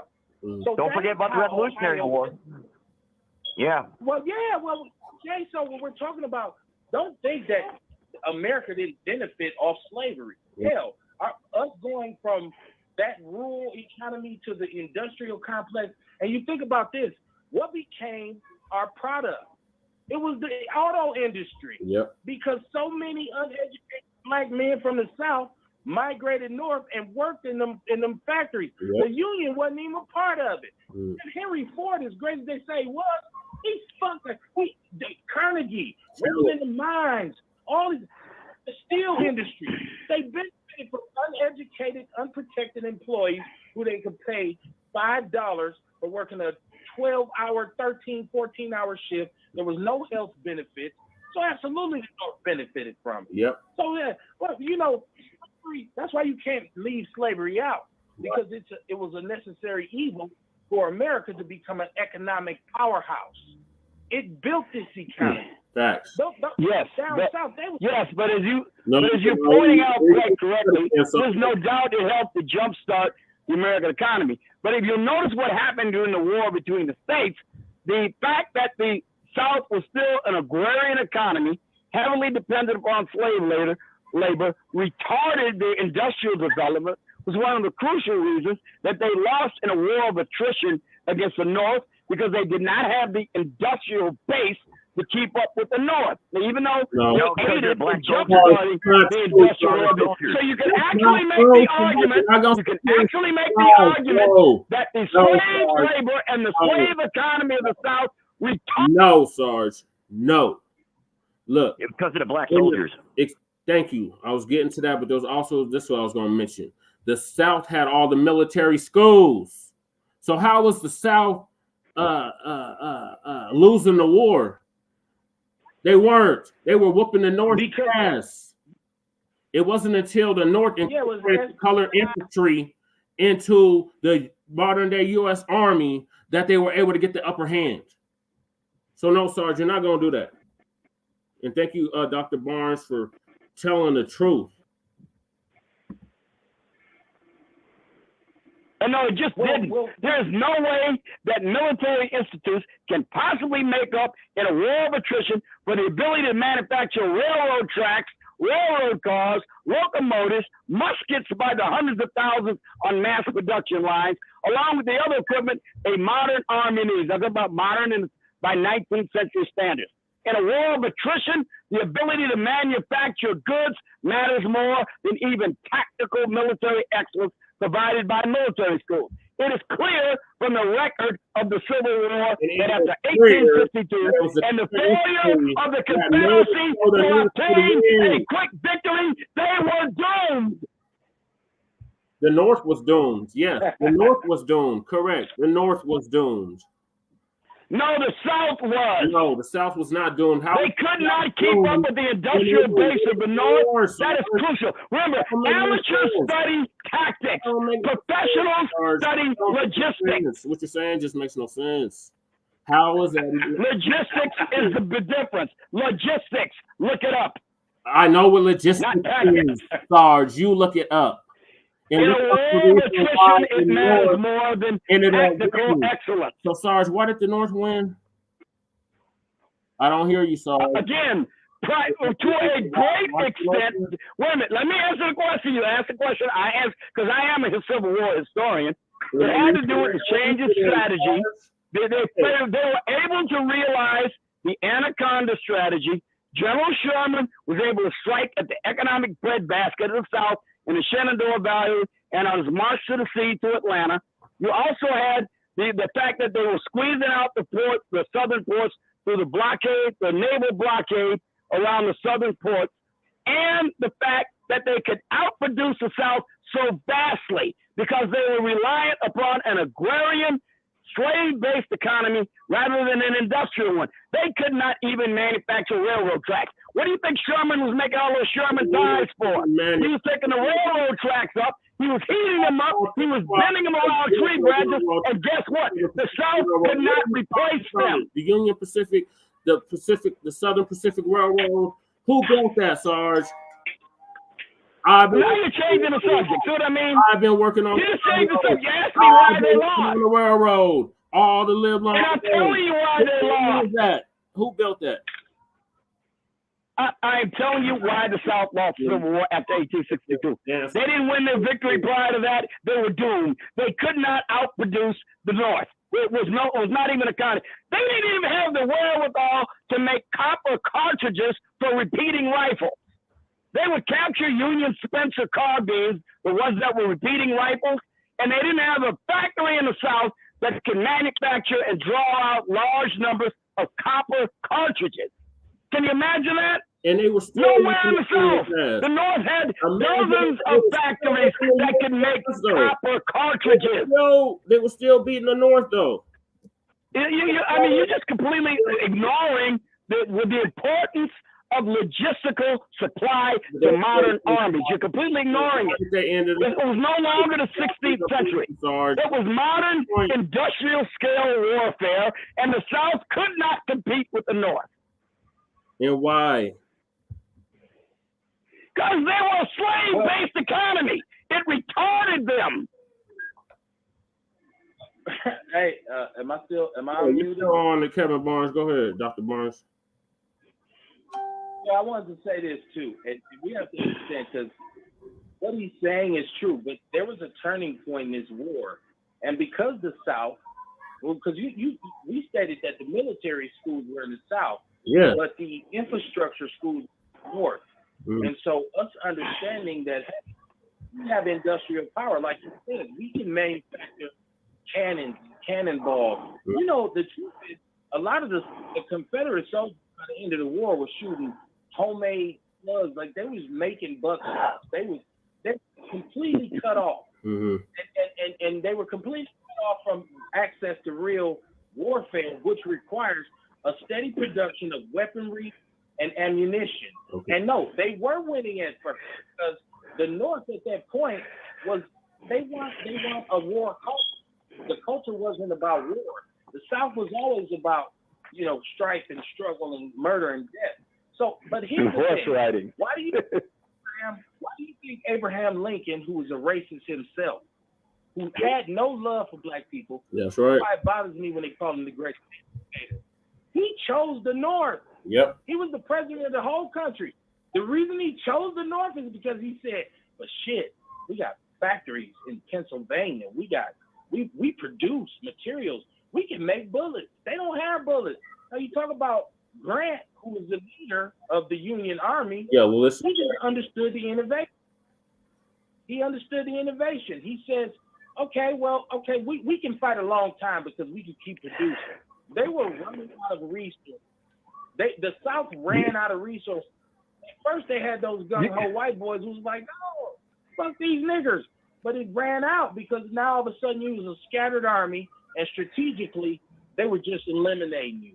They were defeating you. And hey guys, do you realize that the reason the Battle of Gettysburg started, that was a turning tide in the war between the states, is because General Lee had his troops go off the line of march to find a shoe depot in Pennsylvania near the town of Gettysburg.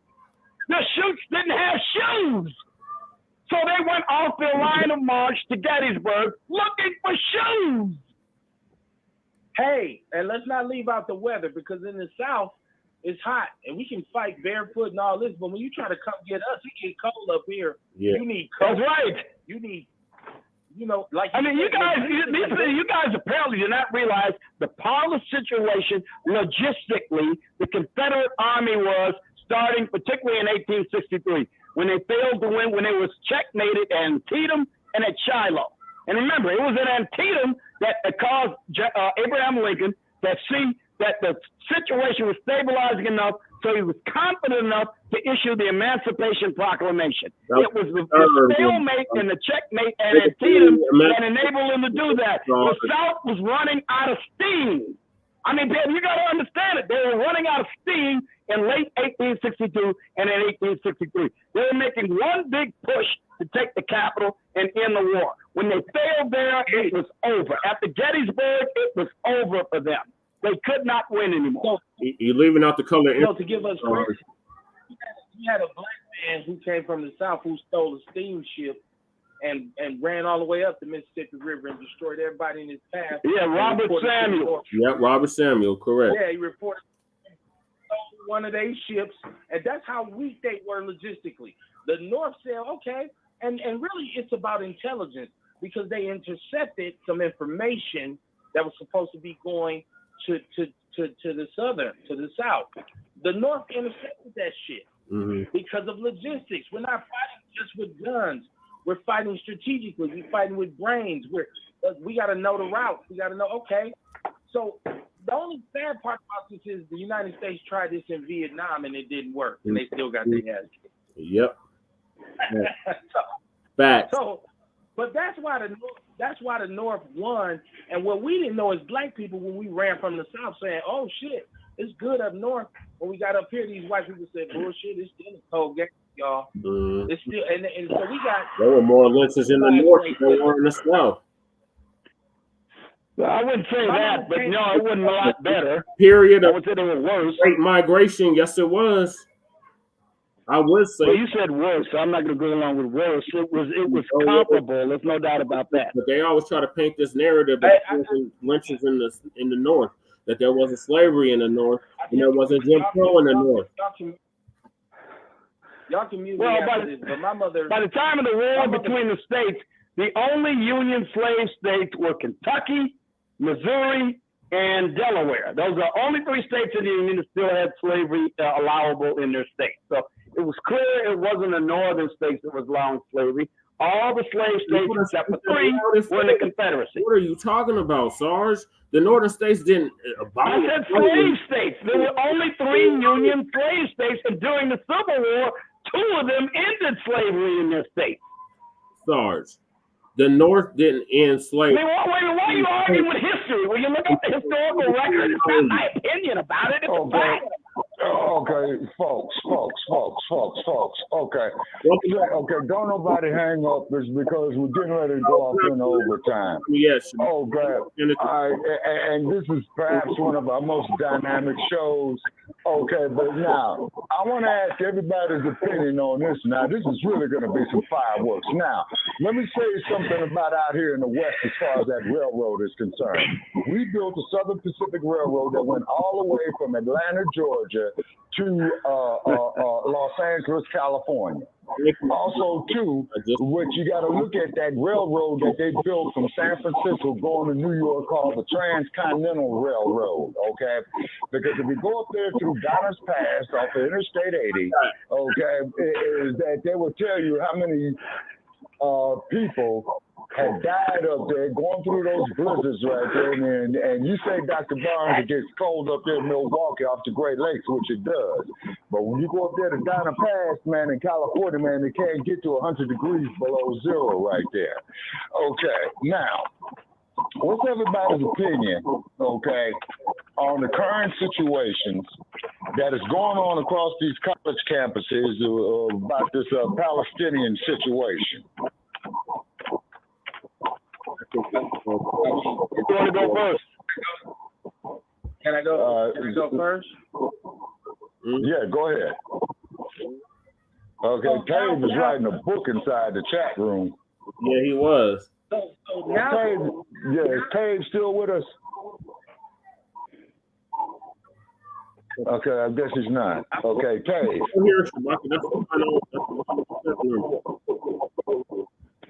Okay, but we get some feedback. We got some feedback from somebody out there. I know, I've been saying. Yeah, we got some real bad feedback.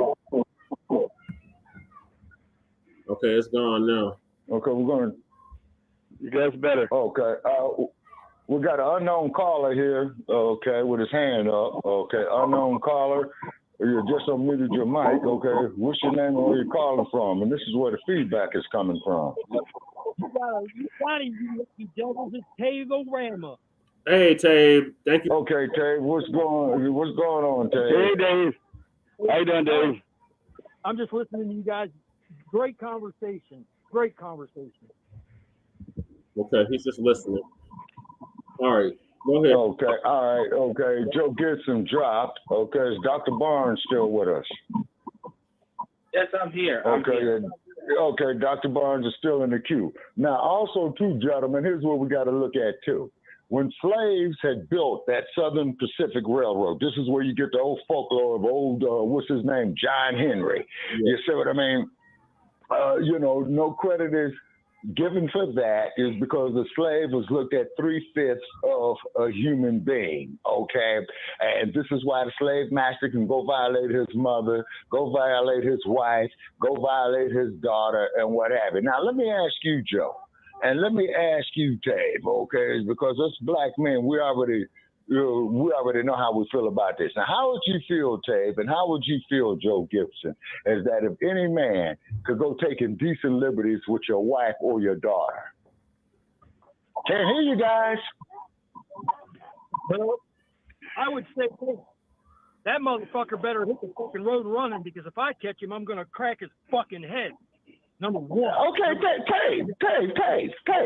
Good point right there. But good point right there that you're bringing up that, Cave, and you are absolutely justified in that. But the black man couldn't do that. He had to sit there and take that shit, you see? And that's why they would call him a boy. They never gave the brother the concept of being a man. Why do you think black men call each other, say, man, what's going on and what happened?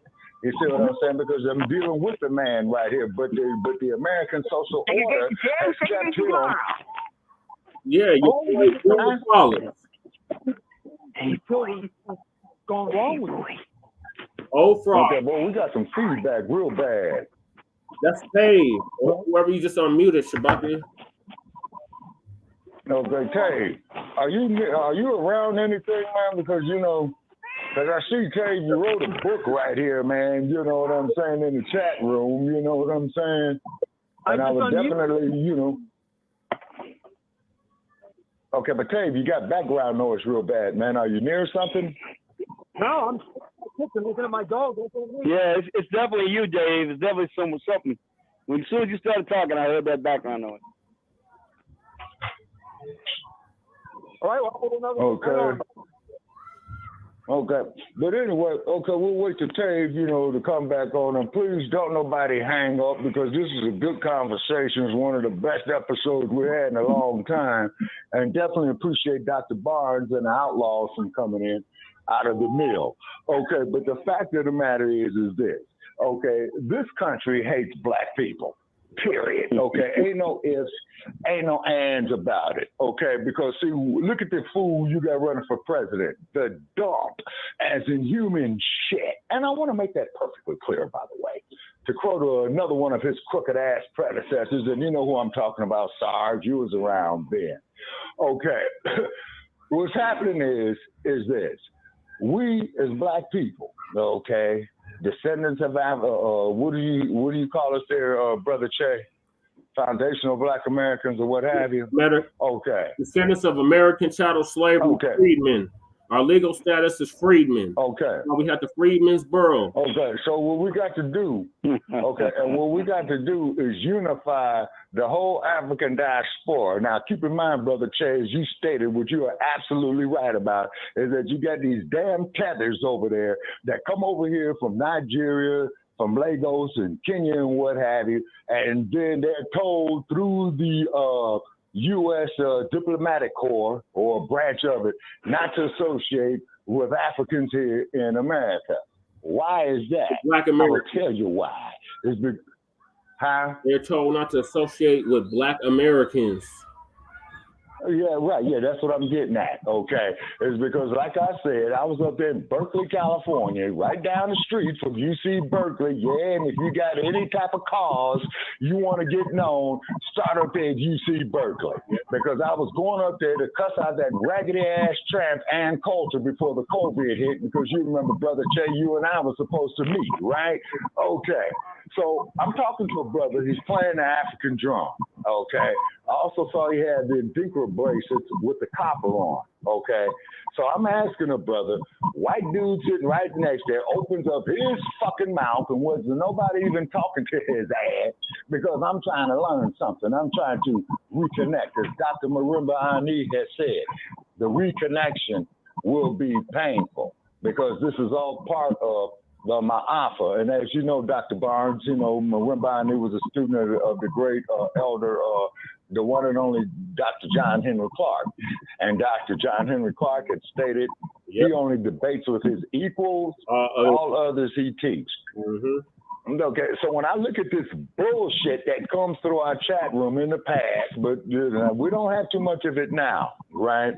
When I go back and forth, you know, with people on the Facebook and all this old type of stuff, they look at my profile, well, Shabaki is such a racist piece of shit, and call me all kind of foul crap and stuff like that.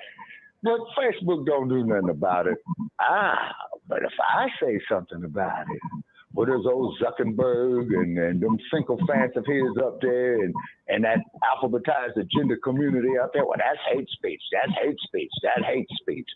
One thing that I will not do, okay, and I don't give a damn of how much ketchup a man shoves up his ass, he is not a woman. That is an insult to womanhood as a whole. You see what I mean?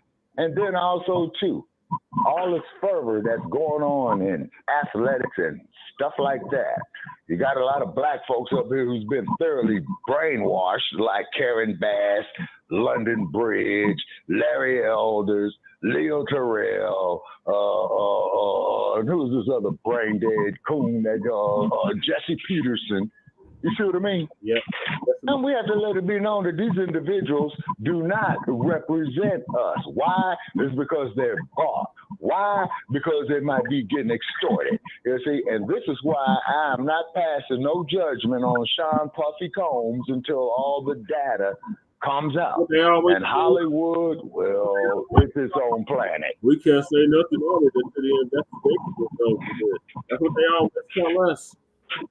Every time something happens to us. Yeah, exactly. Well, we gotta jump to no conclusions. We gotta make sure investigation. Exactly. And then just like how Corinne Gaines was murdered, Sandra Bland was murdered. You see what I'm saying? You know, George Floyd. You know what I mean? And then too, Sarge. Yeah, go ahead, Tate. Suge Knight sure came out, threw him under the bus, and had all kinds of shit to say because he's hiding in jail. Okay, well, the only thing I can say about that is this, Tay. Urban friends like that. Any of them, I'm sure. Okay. I have no comments on Mr. Knight. Okay? I have no comments on the situation out here in Las Vegas with the Tupac Shakur case. I don't have no comments on it. All right. Well, we know who that was. Me and you talked about that before. We know who that was. That's one of the biggest crime or the biggest gangs in fucking California. LAPD.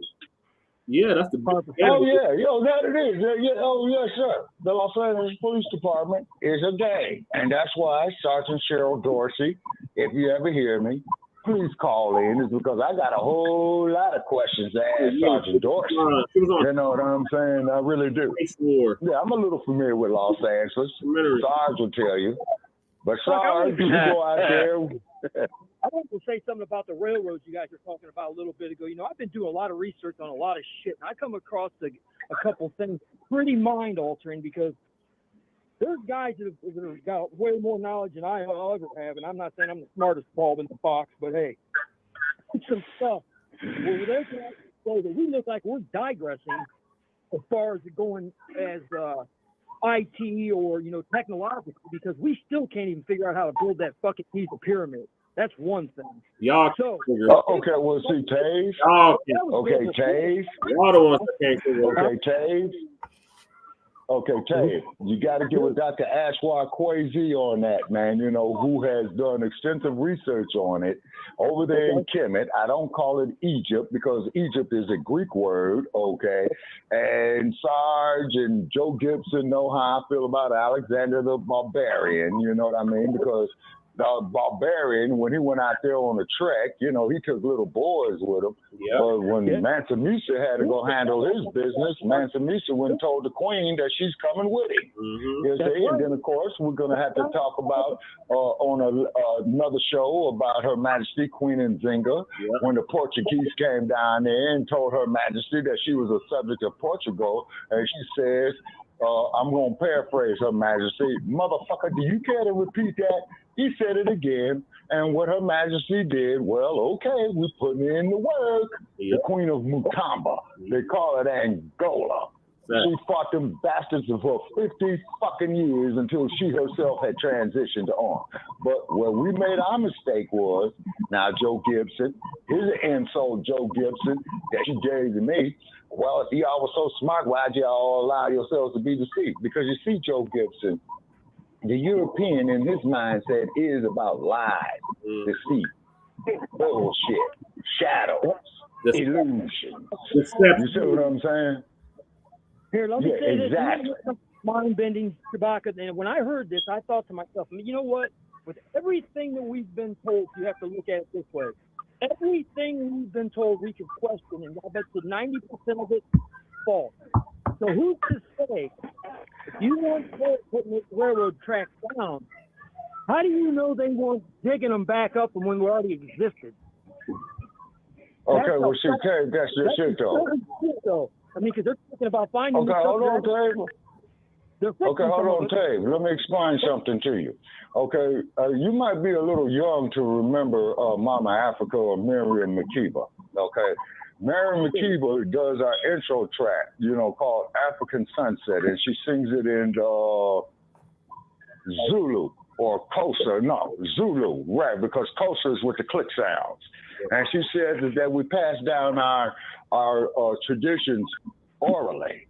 You see, but when Cecil Rhodes and when them folks that came down there and says, well, you all didn't exist until we discovered you, that is ridiculous.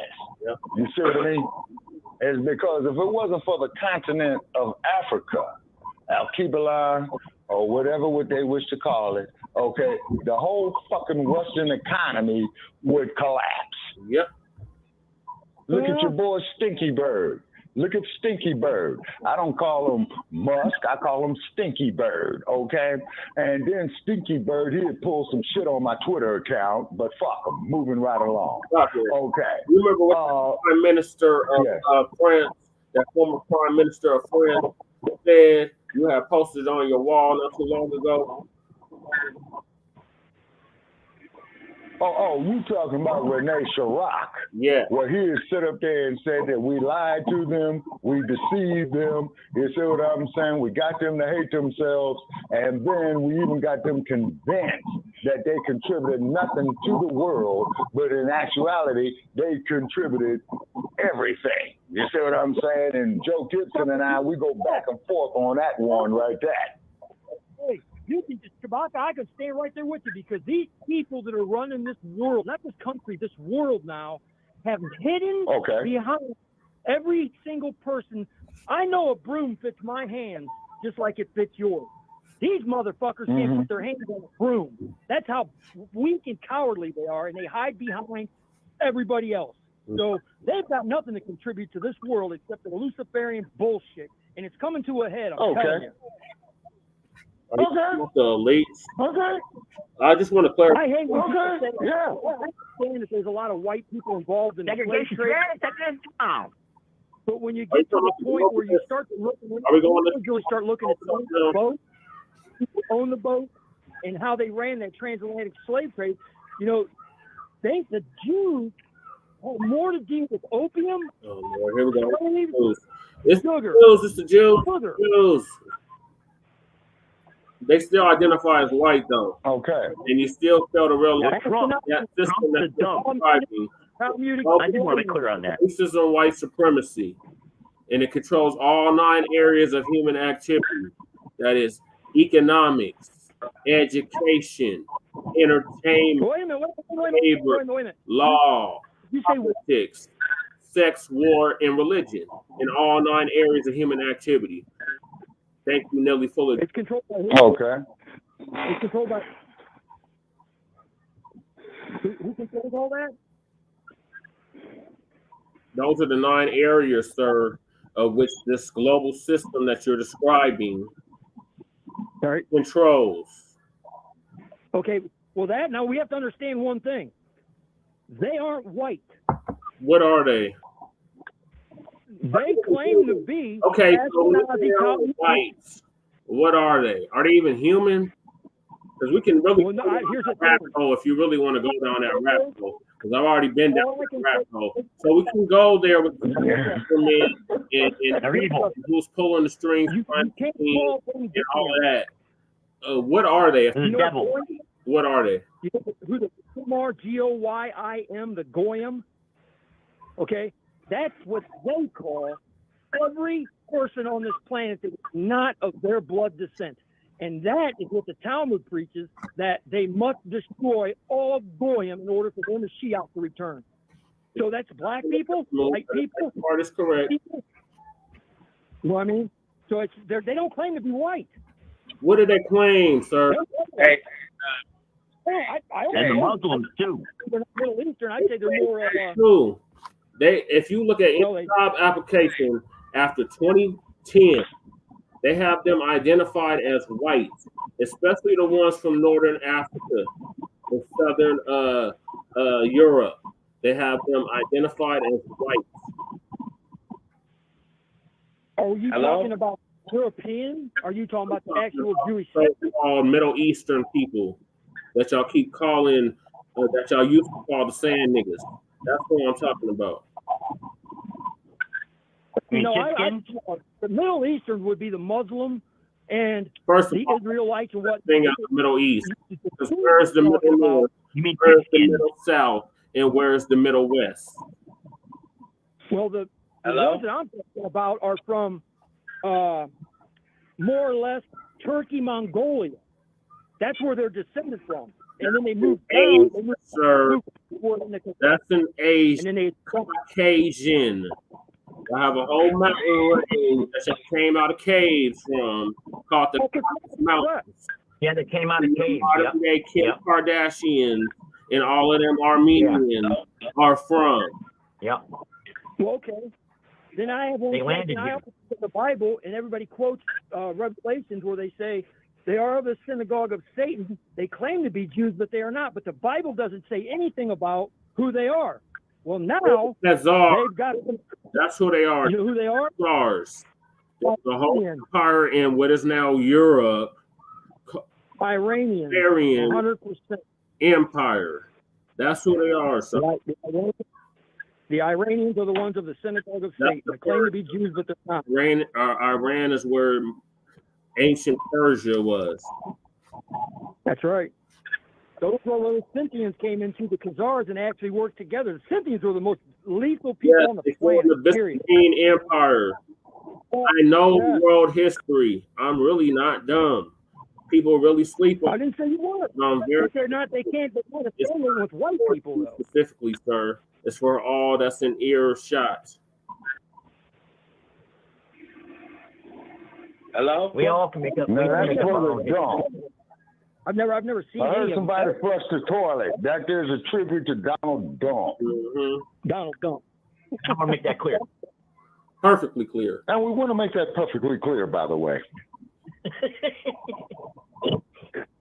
To quote another one of his crooked predecessors. But, you know, tricky was tricky, you know what I'm saying? And the only thing I can say, ladies and gentlemen, over the years that I've done this show, it never ceases to amaze me. It never does. Do you guys know Freemasons? Do any of you guys are like this and know Freemasons closely and maybe up in a higher 33 and 34 Freemasons. I actually have some. Now I know something going on. Actually, when you get up to the last, I think it's the 30th degree, they actually put down. That's as far as Europeans can reach. Yes. Okay, now when they get that high, that they stole from. When they get that high, they put down the Bible. They put down the King James version of the Bible. And they actually start using the program. When the Bible was created. When was it created? Here's the thing. Last week. No, you didn't answer my question. Here's the thing. The Masons the Bible was formed during the Council of Nicaea. It was 72 books originally. They took out 8. Really? Or 6. They took. Where are they? They're called. Where's those books at? The Dead Sea Scrolls. Joe Gibson. Right.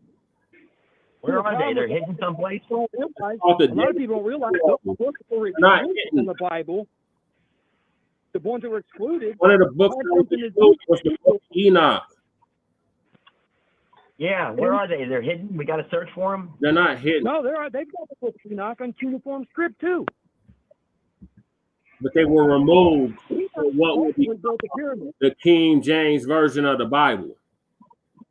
It was hijacked over the. And King James was a practicing homosexual. Yes. Right. No, he wasn't. Yes, he was. Because the kings and queens in Europe used to masquerade at night as women. The whole king, the prince, whatever. At night they would go out. That's why you have mugs like Jack the Ripper that was killing these mugs. So they were going out tricking. Yep. And then you have well, let's look at. Nobody noticed that it was the king. Right? The Impeller too. That's where you get Dracula from. And then look at what Dick Gregory was talking to, Brother Che, about the Mona Lisa. Okay, Whitey and Dick Gregory had did a thing, a clip before his passing. You want to know when he was talking about Victoria's Secret? You want to know why Victoria's Secret? Victoria's Secret was she was a damn man in drag. She's ugly as fuck. I'll give her that. Shit. Yeah, Tay, that's why they call it the secret. Let's be real here. Okay, hold on, gentlemen. Let's be real here. This is why we crumb bomb on these dudes, man, shoving ketchup up their ass. When you see a woman, you're gonna see the estrogen, man. You know what I'm saying? And just like on that plantation system, when all them sisters had all that estrogen right there, oh my gosh. You know what I'm saying? Like I've debated with Sarge back and forth over the years. You know what I'm saying? And so then, you know, all the white girls there in hell of Hollywood. And by the way, and I hope that bastard Harvey Weinstein, you know, they do whatever they want to him. You know what I'm saying? He's sick. Okay. He now, just have the rope around his neck. He's a sick fuck. Yeah. Yeah, very much so. Same thing with Roman Polanski. You see what I'm saying? Same thing with Woody Allen. Hello? It's how it's all weird. Kevin Barnes, go ahead, Dr. Barnes. I want to say this to everybody, and after this, I'm done. What we have to understand is black and white is a North American construct. Nowhere else in the world, they don't do this anywhere else in the world. Far where you come from, right? And so in this country, we've been taught to hate. That's right. The country was established on the premises of war, from the Revolutionary War to the War of 1849 to the Civil War. to World War I and II. So what we have to understand in America is this. It's really not about black and white. Okay? Nope. It's really not. And we both have viable arguments, you know. And I've listened to this conversation, not here, but in other places. In America, what this is about is classism. This is about haves and have-nots. About war. Check this out. I make more money and I live better than a lot of white people in Milwaukee. Do I feel empowered by that? No, I don't. What I feel empowered about is how I can help my people. Because I understand that they tend us against each other because as long as you got some strife and some conflict going on, as far as that people sit back. And we're at time, y'all. Sorry, Dr. Barnes, I just have to get that out. Go ahead, brother. No, that's cool. Shay, you know I got love for you. I ain't tripping on you. What I'm saying to all people who are listening to this show, it is not about black and white in America. It used to be for a very long time. Hold on. For a very long time it was. And we come from a place where slavery had a very serious impact on who we are in this country. But what we gotta let go of is what's black and what's white. And so my daughter studied in England, and she's a very proud young black queen. And she said, Dad, the beauty of this is it's not about black and white. It's about people. Now, some people win, some people lose. Some people are in situations, some people are not. But over here, it's just about people. So what we got to start to figure out is, and this will bring us all together. White people, are you evil? Have you done some shit? Fuck yeah. Have you fucked us over in America? Fuck yeah. But at this point, we're fucking ourselves, black people. We're fucking ourselves. Because check this out. I see crime scene after crime scene, and it wasn't no white man there. Now I see some systematic shit where we look at Supreme Court justices, which we refuse to pay attention to in terms of voting. We want to vote locally. We want, your alderman. Your county, your representative. But we got to look at these judges because they actually make the laws. And right now what's happening in America is old white men who are conservative Republicans who remember when they refer to us as colored people are running the shit. They're writing the laws. When we're asleep, they're writing the laws. Right. So what we got to do is put black judges that look like us there. We need a judge like myself who say, hold on, man. All white boys tripping. Man, I got people in Milwaukee that's starving. I ain't trying to hear that shit. Until we do that, we're going to continuously lose. So what needs to happen is, because I've been in social services and education, I never had a white student that was a poor white student that come from poor white trash that I said, I ain't teaching you because you white. I taught him the same because he was poor and he didn't have a chance. He had a snowball's chance in hell. So what we got to do in America is all of us poor people need to come together and let these 1%ers know we ain't fucking with y'all. Get this shit right or we'll vote your ass out. And if we discover corruption and any kind of shit that's following this process, we on your ass. So white man, black man, Puerto Rican man, Chinese man, Asian man, men come together. All men come together. Put your wife in her place and take care of your kids and try to exist with some integrity. I love all y'all, man. I'm done. All right. Thank you for joining. All right, Dr. Barnes. Thank you for joining us, Dr. Barnes. And then let me say this here, Dr. Barnes, okay? I do have to say this here, and before you go, is because we're in overtime right now, and then we're going to close out the show. But Dr. Barnes, we as black men, have got to be the vanguards of our community, okay? It's because how can we go out here and unify with somebody else when we don't unify with ourselves? Now, another thing is this. If I had a daughter, okay, which I don't, if I had a daughter and she came up to me with some pale dude, man, to my front door talking about, I'm going to go off here with this Caucasoid, over my dead body because of what it represents, you see. And if white America, or if America as a whole for that matter right there, they would not be putting up so much guff and obstacles to the reparations. What is reparations? To repair. Joe Gibson says, well, you weren't born a slave. And I tell Joe Gibson 1,000,000 times over, and I will say it again. But your economy benefited off of slave labor. You white people benefited very greatly off of our free labor. You know, your U.S. economy wouldn't be the quote-unquote powerhouse, although it's crumbling every damn day because you got this old senile motherfucker up there in the White House right now who keeps shitting on himself, hiding Biden and what have you. That's a, now, I appreciate Dr. Barnes's point in theory, but is it practical? I yield. And I would like to say, hold on. Your point practical. I got to respond to what you said. So you said that it's a classism issue and not a... No, go ahead, Dr. Barnes. Then we'll let Joe Gibson talk. Go ahead, Dr. Barnes. Thank you, sir. I appreciate you, man. You know, I got love for you. I do have a daughter. Oh, yes, sir. I do have a daughter.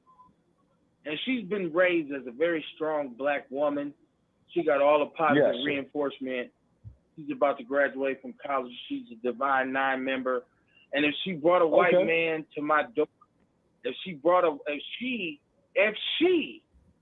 white man to my door and said, Dad, this is my man, the first thing I want to know is he loving you right? Because you know how I raised you.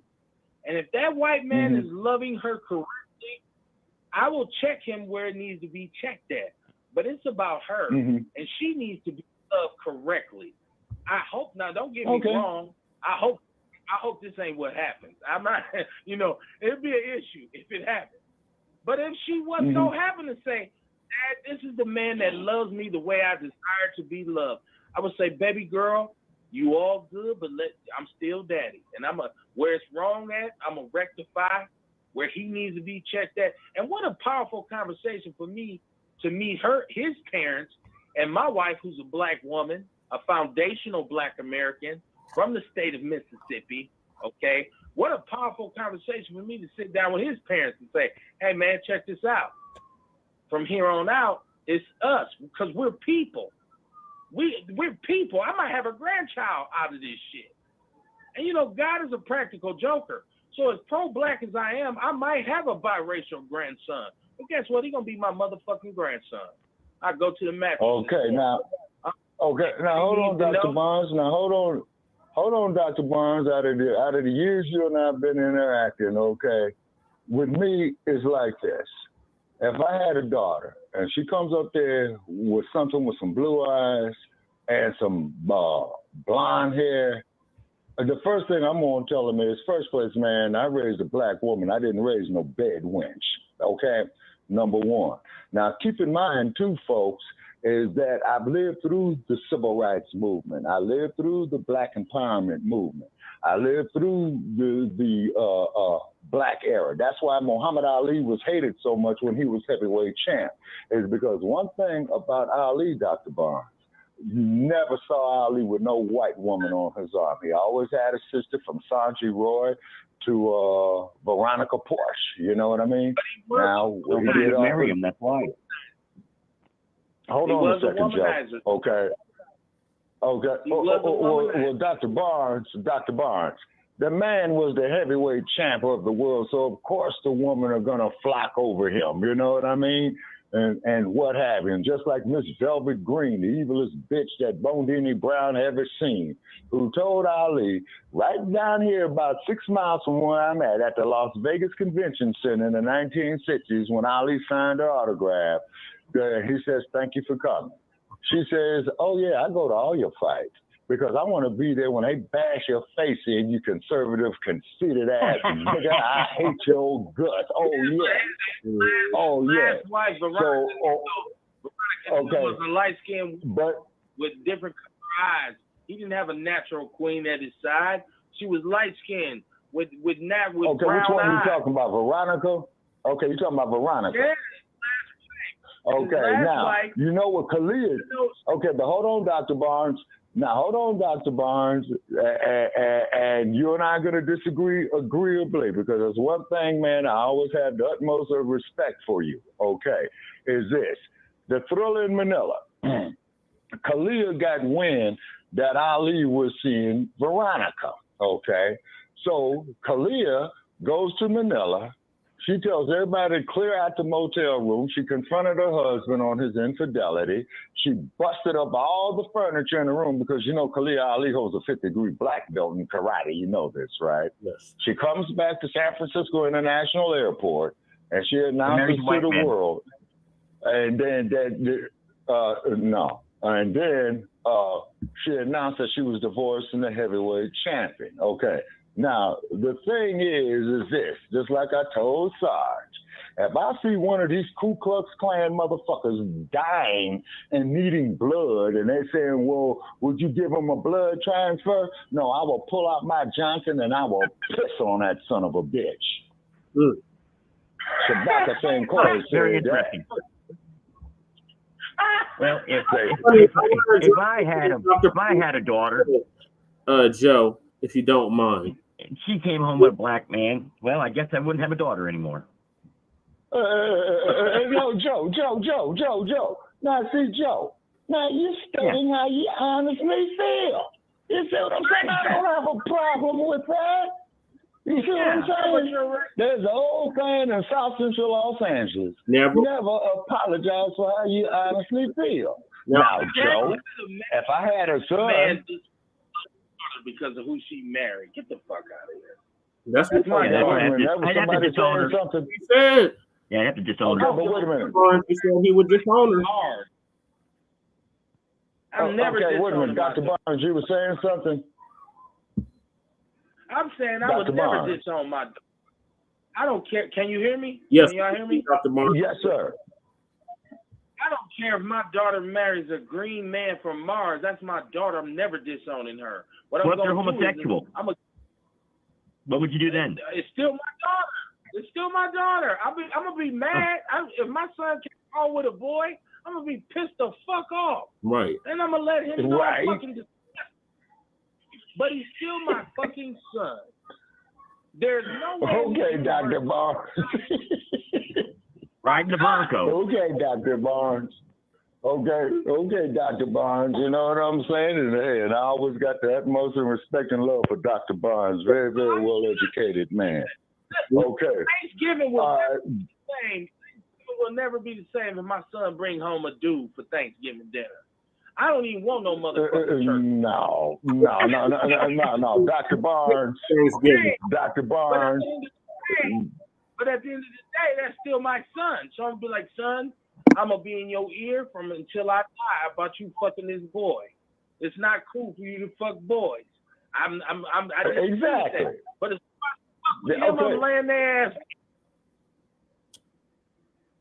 Okay, Dr. Barnes. I'm done. If your daughter brought home a chick, reaction, no. Okay, but hold on, no. But what Dr. Barnes is saying is because see that homosexual shit that there's with them fuck boys up there in Greece. You see what I'm saying? Is because African societies that I've studied, they have extreme taboos with that. You see what I'm saying? No, that's some Eurocentric shit right there. That's some Eurocentric shit. Before we close out, Dr. Barnes said that it's a class issue. I disagree. It is definitely a race issue. It's been a race issue since the inception of this country. If you really look at America and you rearrange the wording of America, it really spells out I am race. So yes, this is a race issue. It's always been a race issue. And America was just the experiment that succeeded. Because mind you, they had several of these in the 14th, 15th, and 16th centuries that failed. This was the one that succeeded along with Australia. So these are experiments of racism, white supremacy, and it's not an American concept. It actually originated in Europe. Blacc and other scientists such as that came up with the social construct. It failed in Hawaii. The Darwin theory of origin of species, survival. That's not what I Okay, so where that's not what I said. That's from Dr. United Snakes of America. What I said was black and white was an American construct. That's race. Because everywhere else was based off of nationality and where you're from. There's no racism. I'm not that naive to think that there's no racism, especially in America. What I said was black and white specifically was an American construct, which means that this is created by the United States of America, in which black people are the only real Americans because we're the only race that was created by this fucking country. Okay, so all you motherfuckers that say go from, you go back to where you. We are the only real Americans. I agree. Okay, so Dr. Barnes. Okay, now Dr. Barnes, I want to ask you something right here. And his old Sarge, Sarge's mic is unmuted. Okay, but as you know, Dr. Barnes, we had circumnavigated the globe, centuries, man, before that drunk, stinking, nasty-ass bastard Columbus had set sail on West Nina, Pina, or whatever what the fuck they call it. And the stupid motherfucker thought that he was going to India, and his drunk, stinking ass turned left when he had turned right. But however, this is Shabaka'S Blacc Experience Enhanced, and we deal with the Black experience from the beginning of time to 10 minutes ago. This is perhaps one of our most dynamic shows. Great. If you know you're that great, why are you doubting yourself? See, I'm not dwelling on the history. I'm able to move like I move because I am a great man, because I am a great black man. Okay. Because I am a okay. People. This whole entire planet has tried to destroy us from day one, and we've survived it. Right. So there's no doubt myself. I'm in the room with white people. I don't feel inferior. I feel superior. Right. Because I know my Yeah. That's so right. And then too, I ain't tripping off no white man. What white man is fuck you. Right. Fuck you. I get with you like exactly. guns too. Right. I know. Okay. Okay, now Dr. You Barnes. invented guns. Okay. You invented guns. You already know the feeling is music. Okay. So that's why the separations is a must. Okay. We need to get our goddamn reparations. Okay, but Dr. Barnes. Savages. How about that? 800 trillion. Okay, but Dr. Barnes, you have brought back a memory, man, when I was in college over there at the California State University at Los Angeles many moons ago, okay, before the internet, okay, just to give you an idea of how long it was. And this motherfucker is going to sit up there and tell me, well, Booker T. Washington came from a natural union. I said, sir, do you care to clarify that? He says it's because he had a white father and he had a black mother. And I stated in the class, I says, okay, so which means was that he was the product of a raping ass slave trading pedophile. Everybody's mouth fall over. And I'm up there with RBG, man, and what have you, and stuff like that. You know what I mean? And I says, man, do better research, okay? Is because this is institutionalized rape. This is why the fuck that they have what they call Black Friday, where everybody bum rushes Walmart trying to get in the line. Yep. Bullshit. Black Friday came from when the white men would go up there and see them lovely goddesses up there on that auction block, man, and says, well, I'm gonna go buy, my son one of these so he can breed his own slaves, okay? This is why the white woman goes to places like Fredericks or Hollywood. This is why the white woman goes over there to these high-priced plastic surgeons over there in Beverly Hills trying to get collagen injections and all this old type of stuff. You see what I'm saying? Man. So the black woman will be the only woman that I will want. But that's just me, though, Dr. Barnes. That's just me, brother. I still got love for you, man, and will continue to have so. I'm married to a proud black woman. I can tell you this. I went to North Dakota in the 90s with gold in my mouth, straight out the hood. Yeah. In North Dakota, the coolest hunkies is in the northwestern part of this country, where Utah, where they still do they got. I can tell you that there, Dr. Barnes. I've been all up and down the motherfucker. From Montana through Idaho, where the hell am I here in Nevada and what have you? Oregon. Said, oh, yes, sir. Anna. Idaho. because I knew more than them. So any class they put me in, I knew more than all of them. Yeah. I made points. I made professors say, "Hey man, can you take my next class?" Motherfucker, I don't know you. Please take my next. I need your input. That's how I beat. Because knowledge is your most important weapon. If you know, you know. And as long as you know, you're good. They've been stealing our knowledge for centuries, if not millennia. I know. Look at Yale University. They owe reparations too. There we go.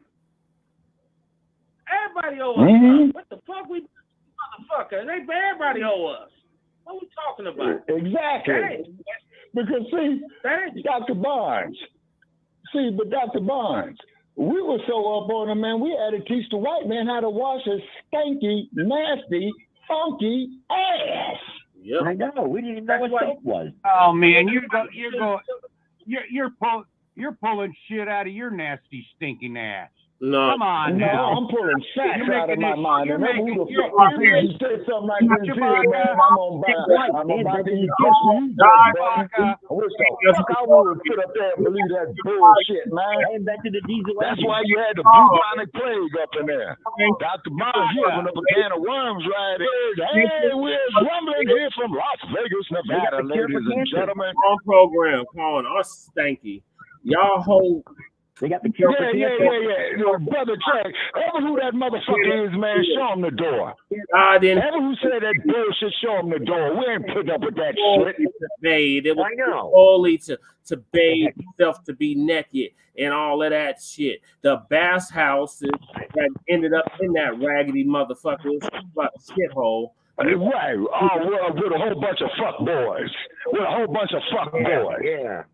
Yeah. Oh, well, you guys taught the Indians how to live. Everybody how to live. White women love this black penis. Yep. To a lot of them, they want it, but I married one. I didn't marry one. I gave. No, all 10 inches. Look, I pissed that Joe. She never had nothing like this. So it's true. All that shit that you heard about black people is true. So we shouldn't feel inferior. Let's get this money. Really? Let's get this money. I'm with you on that there, Dr. Barnes. I'm with you on that there, Dr. Barnes. Let's get what's rightfully owed to us. Because in my youth, man, I used to reject white women. What in the fuck are you talking to me for?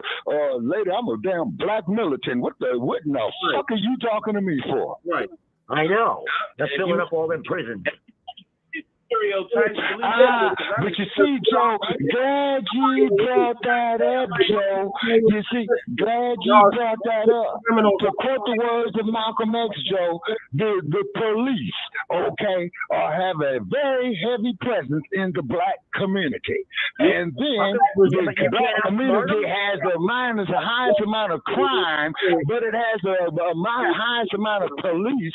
So therefore, the cops must be in cahoots with the criminals. Yeah, Joe, you do Malcolm's point on that. The biggest criminals, all of that what? You can't outsmart them? Well, see, Joe, I'm going to tell you something. Funny you should bring that. There was a mayor of Los Angeles, who was an educated man by the name of Thomas Bradley. And that was the worst mayor L.A. ever had. Because that Uncle Tom ass Negro had given more benefits to the police who were murdering black people as opposed to dealing with correcting these bastards. Look at your O.J. Simpson case. O.J. Simpson, it was fucked up in the head. No, I'm not black. I'm O.J. And look what they did to O.J.'s ass in the end. Look what the fuck they did to O.J. in the end. The motherfucker died broke. He died, man, in a hospice. You see what I'm saying? Oh, I'm not black. I'm O.J. He's brain dead, man. That's why the fuck we created the hashtag resurrection of the mental dead. That thing or not? And he said, no, I ain't black. I'm O.J. Yeah. I just wondered why he didn't outsmart the system.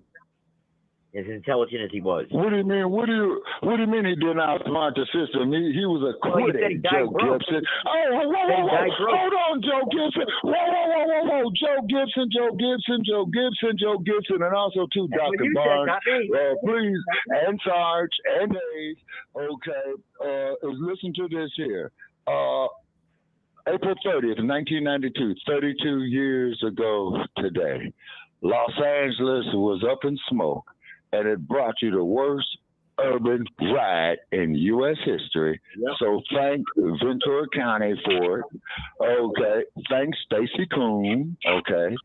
Thank the all-white jury up there in Ventura County. You see what I mean? Okay. And you wonder of why we feel the way we do. Also, too, Dr. King. Okay, Dr. King, too, before he was murdered, okay, on April 4th, 1968, okay, is that he said that I led our people into a burning house with integration. And then the quote old fog face, and I'm going to end this show with this one right here. Okay. Segregation yesterday, segregation today, segregation now. Signing off from Las Vegas, Nevada. We thank everybody who contributed. Have a nice night. Peace. Black Power. Thank you for using Blog Talk Radio. Goodbye. All right, y'all, we off the air. We appreciate everybody that called in. I'm still on the StreamYard, though. So I don't know if you want to bring us to the StreamYard, Shabaka, or what. But I think he pulled the plug. So, yeah.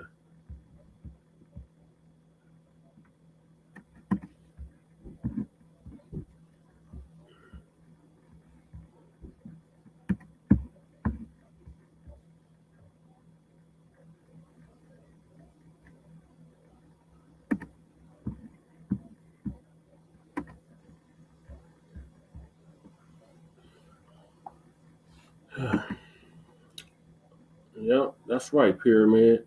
You already know. No lies detected. You see that bullshit? I shut that bullshit down real quick. Like, what? You say this out your ass. No, motherfucker. Well, you just fell on to realize that your people are savages and barbarians. And that's what you descend from. And now you done got a white fragility because we checking your ass.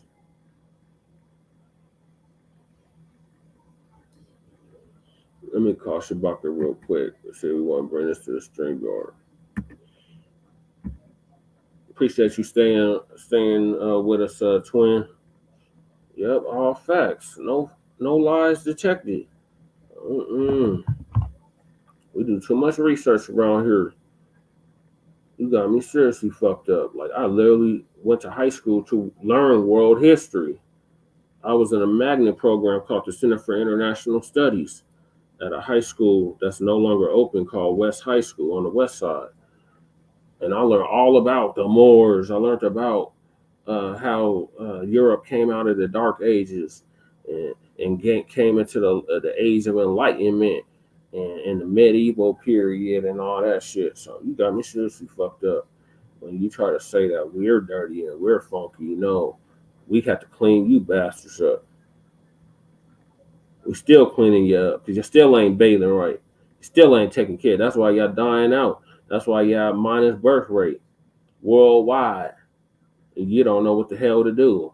So you're just gonna go out and kill any and everybody that's in arm's reach. But you're gonna try to put a black face on it. Nah. That's why it's first them. We're gonna put the spotlight right back on their ass.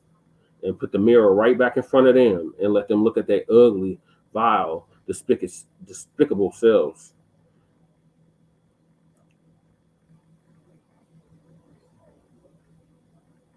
And that's why I'm going to make an awesome representative for the state because I'm going to tell like it is. I'm not going to give you this prepackaged bullshit that these Democrats is giving you because this is a Democratic syndicate.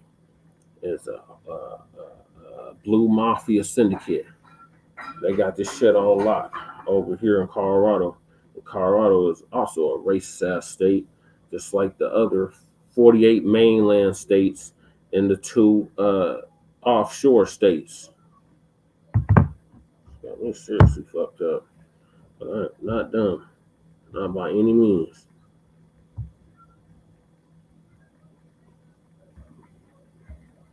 Yeah, so let me call Shabaka and see if we want to come over to StreamYard. I know he's trying to preserve his data. So hold on, twin. I'm off to call Shabaka. I might put some music up just to keep it going.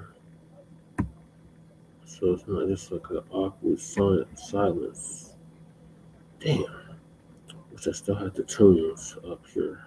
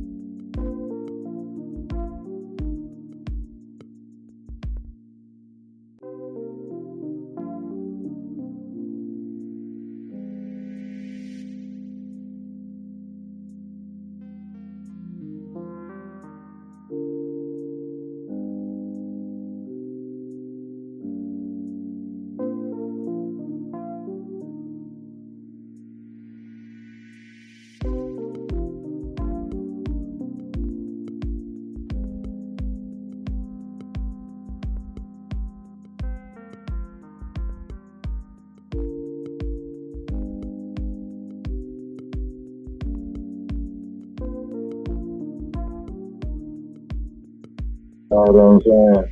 Okay. Because we hit them with that truth, man, that they didn't believe in David. You see what I'm saying? Yeah, damn, I guess twins dropped off. But we're live on the StreamYard, Shabaka, so the people can hear you. Okay. Go ahead. Okay. Very spirited discussion to this on Shabaka'S Blacc Experience Enhanced. Would you like to give a recap of what went down for the people on the stream? Okay, well, basically, what we were talking about this evening, that started off, with the mutilation, the woman by the name of Sade there in Milwaukee, where she had went and met this white dude on a dating app and he had murdered her. You see what I'm saying? Brutally. Okay. And then, when we as the people address such issues as this, of the white man's brutalization, they look at us as racist. And I can't see it. You know what I'm saying? Yeah. I can't see it. And then, two is, we appreciate Dr. Barnes for calling in, but we tried to agree disagreeably, because he tried to say that it was a class issue, and it's clearly not. It's always been a race issue, and as long as this country remains under the system of racism and white supremacy, it's going to be a race issue. Okay, well, see, that's just it, though, Brother Che, and we ain't got nothing but the utmost of love and respect for Dr. Barnes, but it's the age group that you and Dr. Barnes are in. Well, he's in a generation. He's in my mom's generation, so he's a Gen Xer. I'm a millennial. Okay. I'm an OG millennial, otherwise known as a Y. Because it goes X, Y, Z. I'm from that baby boomer industry, and what it has done with your generation and Dr. Barnes' generation, they have omitted and Lady Chay's a Gen Xer too, but she's a baby Gen Xer. Okay, but they had erased a whole lot of the brutalization of American history with that. You see what I'm saying? And then, two, is that they want us to be ignorant to it. Well, that's why I had to set the record straight on a whole lot of shit, because it's like, no, we're not going to continue to run with this narrative. No. Yeah.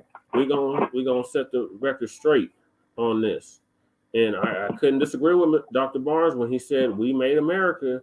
We are the ones that, we're the reason why this country even exists. Okay, well, of course, off the slave labor, and that is a fact. You say, and then just like when we was talking about the Southern Pacific Railroad and the railroads in general, is because, when they discovered gold in California, then that's when they started building the railroads to go get the gold. So you had the Southern Pacific Railroad that ends in Los Angeles. You had the Union Pacific Railroad that ended in San Francisco. Yeah. You see what I mean? Okay, so, but, everybody was dropping knowledge, you know what I mean? And then, well, not everybody, no, everybody was not dropping knowledge. Some people were spitting disinformation, actual disinformation, and misinformation. Right. You know what I'm saying? And then on top of it as well, too, you see, then this is why, you know, we always put it out there. If we're going to disagree, you know, please let us disagree agreeably. You see what I'm saying? Okay, because when you that and I sometimes... when that cracker said that we pulling shit out our ass, that was it for me. I'm like, hell no, I'm going to unleash everything that I possibly can on you before they pull the plug on us. Because you got us seriously fucked up. We know all world history. We don't just know American history. We know world history. We're very bred and educated, educated, and schooled in history, and his story, and our story, and all of it. So no, you're not gonna come at us with that bullshit. And then Joe Gibson, this is one of the few nights that we were actually in agreement with him on most things. But I made the point. That Tate dude, though, he even admitted he wasn't the brightest, and it showed because he didn't know what the hell he was talking about, and he was trying to go down that rabbit hole. When I asked him, what color are the elites? He kept saying they ain't white. I said, then what are they? Are they even human? And then he said the Gorians or something, and I was like, okay, so what do they identify as? And it was crickets. It was crickets. It was circular arguments that go nowhere. And they're just time-wasting tactics, and this is what they do. And they play dumb, and they want us to play dumb right along with them, and that's not happening. Yeah, and then of course that individual who made that statement right there is that the truth has hit him so much it made him angry on the inside. Yeah, he got white fragility. He got white fragility and white guilt. It had finally sunk in. Because remember, he was like, before he lashed out, Shabaka, he was like, well, what do we have to do with this? How did Ohio benefit from what was happening in Louisiana? And Dr. Barnes schooled him on that, brought him up to speed on that, and we finished off the job. Right. You know, and then what it is that white America is not like being brought face to face with this horrible, brutal truth. And that's all what that is. Yes, it is, because like I said, you know, coming up in the civil rights movement, coming up in the Black empowerment era, and things of this nature right here, one thing that, like Judge Hoover said, is that the organization of Negroes, period, is a threat to the national security. Rather if it was the civil rights movement, rather if it was a Black empowerment movement, you see what I mean? And now they're trying to compare, you know, this alphabetized agenda, you know, to our movement and stuff like that. And hey, and like I always said, they have their human rights, they have their civil rights, but don't no man got the right to go up to another man talking about that he is a woman. Right. So, and like I said, they used that civil rights movement that was supposed to benefit us, Shabaka, to benefit everybody but us, including these Transformers, these Decepticons, these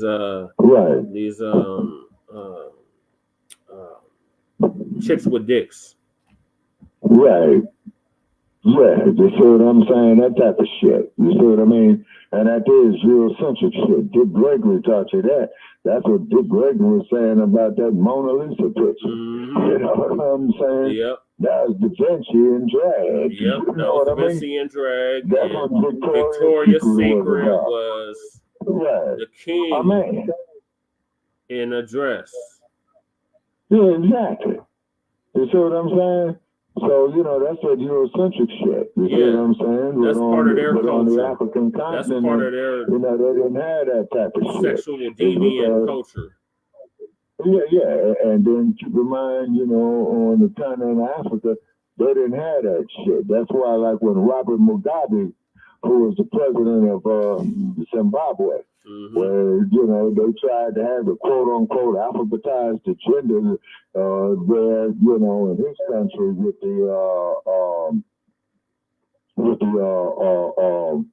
you know, LGBT and shit like that. And Mr. Mugabe says, no, you're not having that here. He says, take your book fair to New York, take that shit to Paris, take it to London, but you are not having that shit here.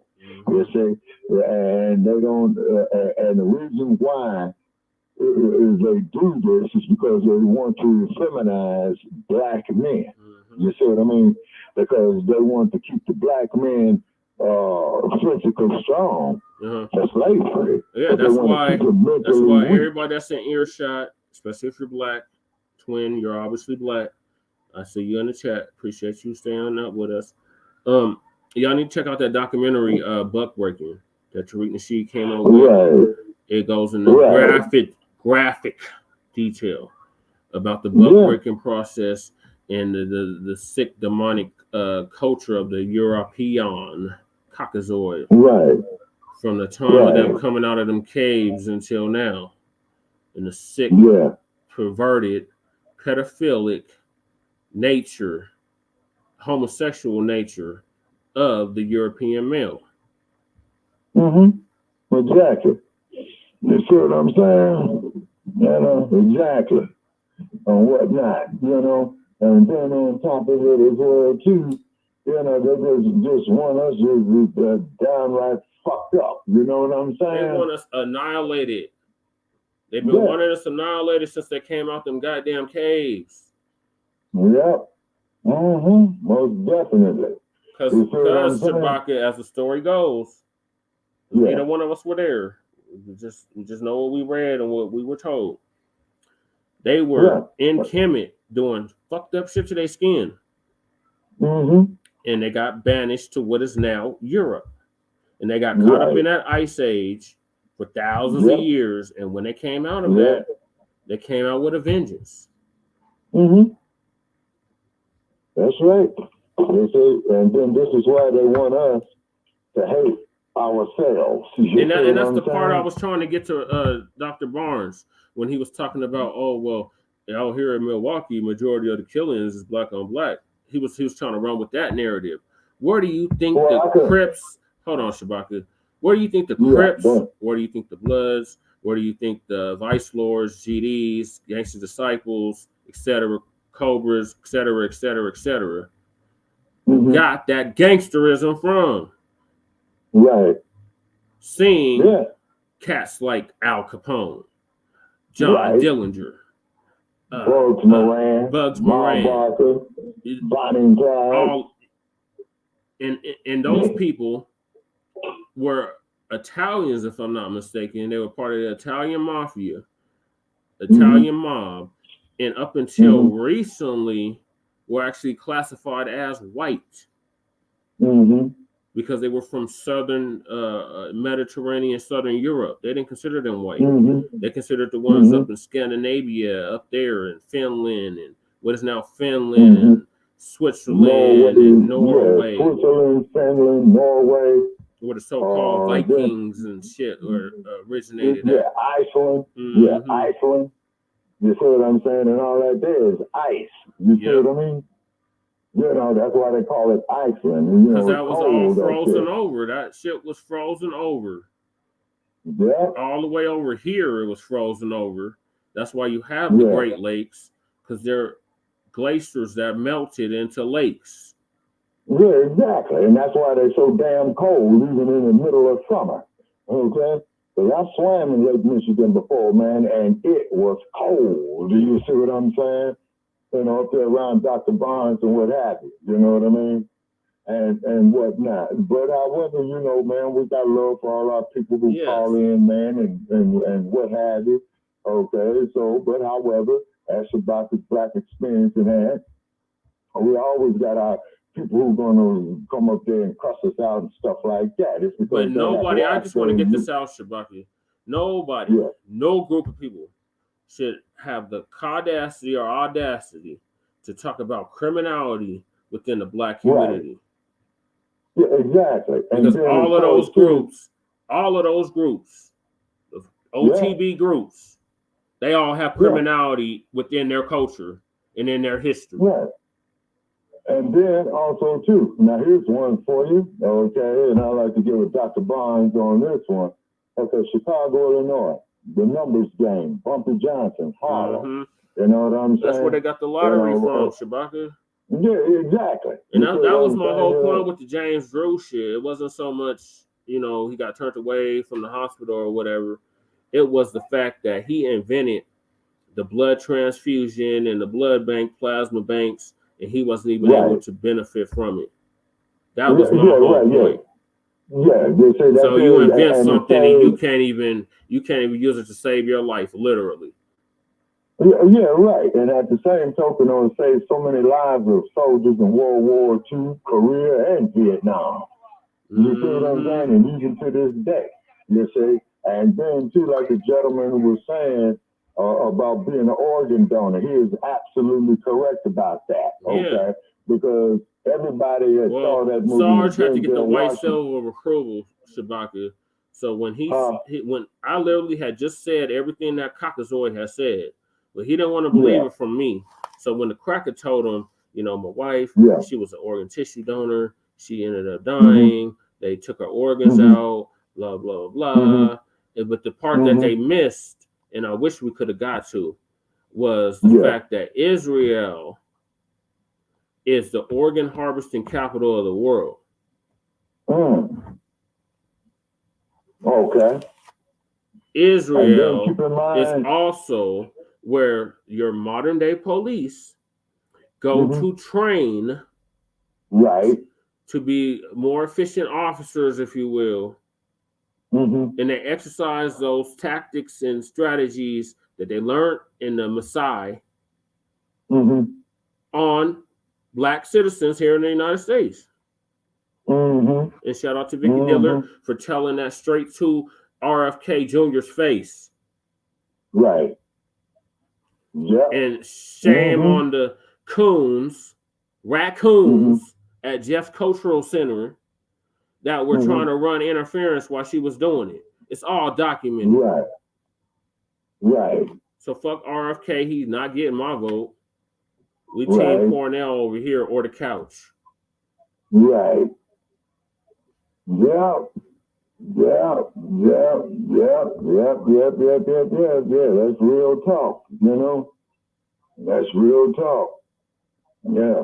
And then on top of it as well, too, is that what it is, man, is that they take Black folks for granted. You know what I'm saying? And they do. They think we need them. We don't need you, Caucasoid. We were doing quite well before we came in any contact interaction with your pale ass.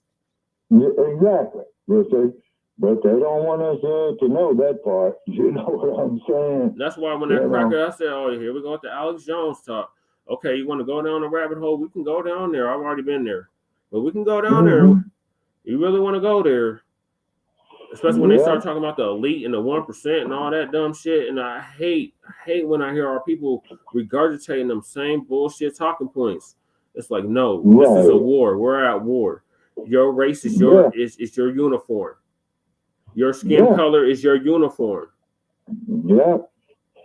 And then on top of it as well too, is that like I said, and like I said it on the air, is that now if I had a daughter and she come up to me with some white boy, you noticed that he didn't answer my question when I said, what if your daughter came home with a white woman? I don't know if he heard me, but I asked him that like 3 times, and he kind of danced around it. But when you asked him, what if your son came home with a man? And he immediately was like, I wouldn't disown him, but I'll be disgusted. And Joe Gibson was like, I would be disgusted either way. Yeah. He said he would disown. Joe Gibson said he would disown his child. Dr. Barnes was like, I'm not disowning my child. I'm not going to be okay with it, but I'm not going to disown my child behind it. Right. So it's a lot of fuck shit, man, that's going on, man, with this, and particularly with us, because, all these individuals hate us because they cannot be us. Yeah, but like you said, they be up in Frederick, Hollywood, getting them injections. Which it is, you know what I'm saying? And then on top of it as well, too, is that they perpetuate that and they set the trend. You know what I'm saying? You know, when people is up there going for that stuff, man, and it's just downright crazy, man. And it's downright crazy. In other words, what they're doing now is normalizing the insanity. I mean, you know, look how they do us, man. You know, they want to censor us and shut us down and all that. What you say is against community standards. Yeah, their community standards is white supremacy. That's their community standards, and they always kill me when they try to bring the Jews into it. I'm like, oh, it's the Jews. It's the Jews. Okay, then what did I identify as? White. Yeah. And there's a lot of honorary Caucasians that's running around here white. That's why I brought up the fact that the people in the North Africa, so-called Middle East, they classify them as white. Yeah. But they keep telling us, oh, every day how they do it, race. Yes, it does. If that's the case, then why you got to check a box every time you go to apply for something?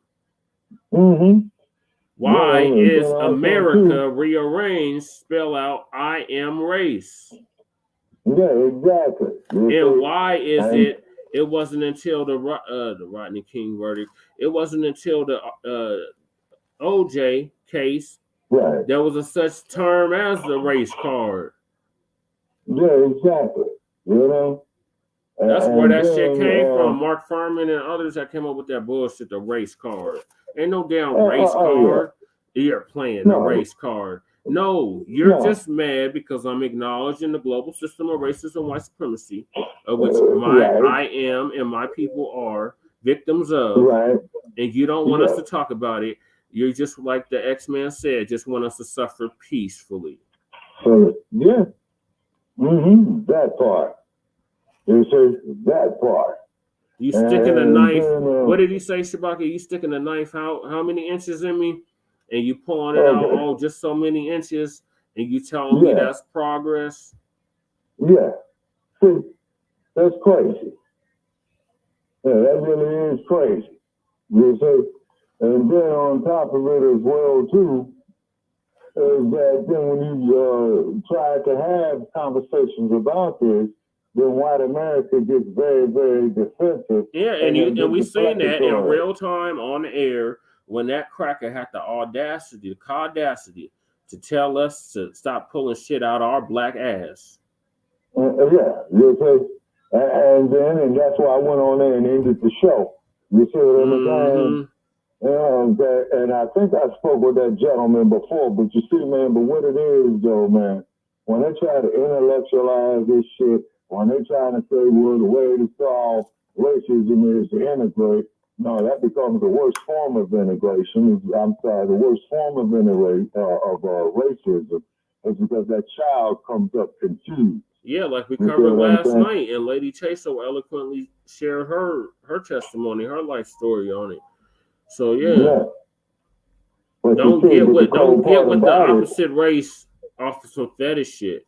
If you're not gonna be down to teach that child that is a byproduct of that, their history, their culture, and dive into that and learn that. Don't waste your time because you're creating children that are gonna be effed up mentally.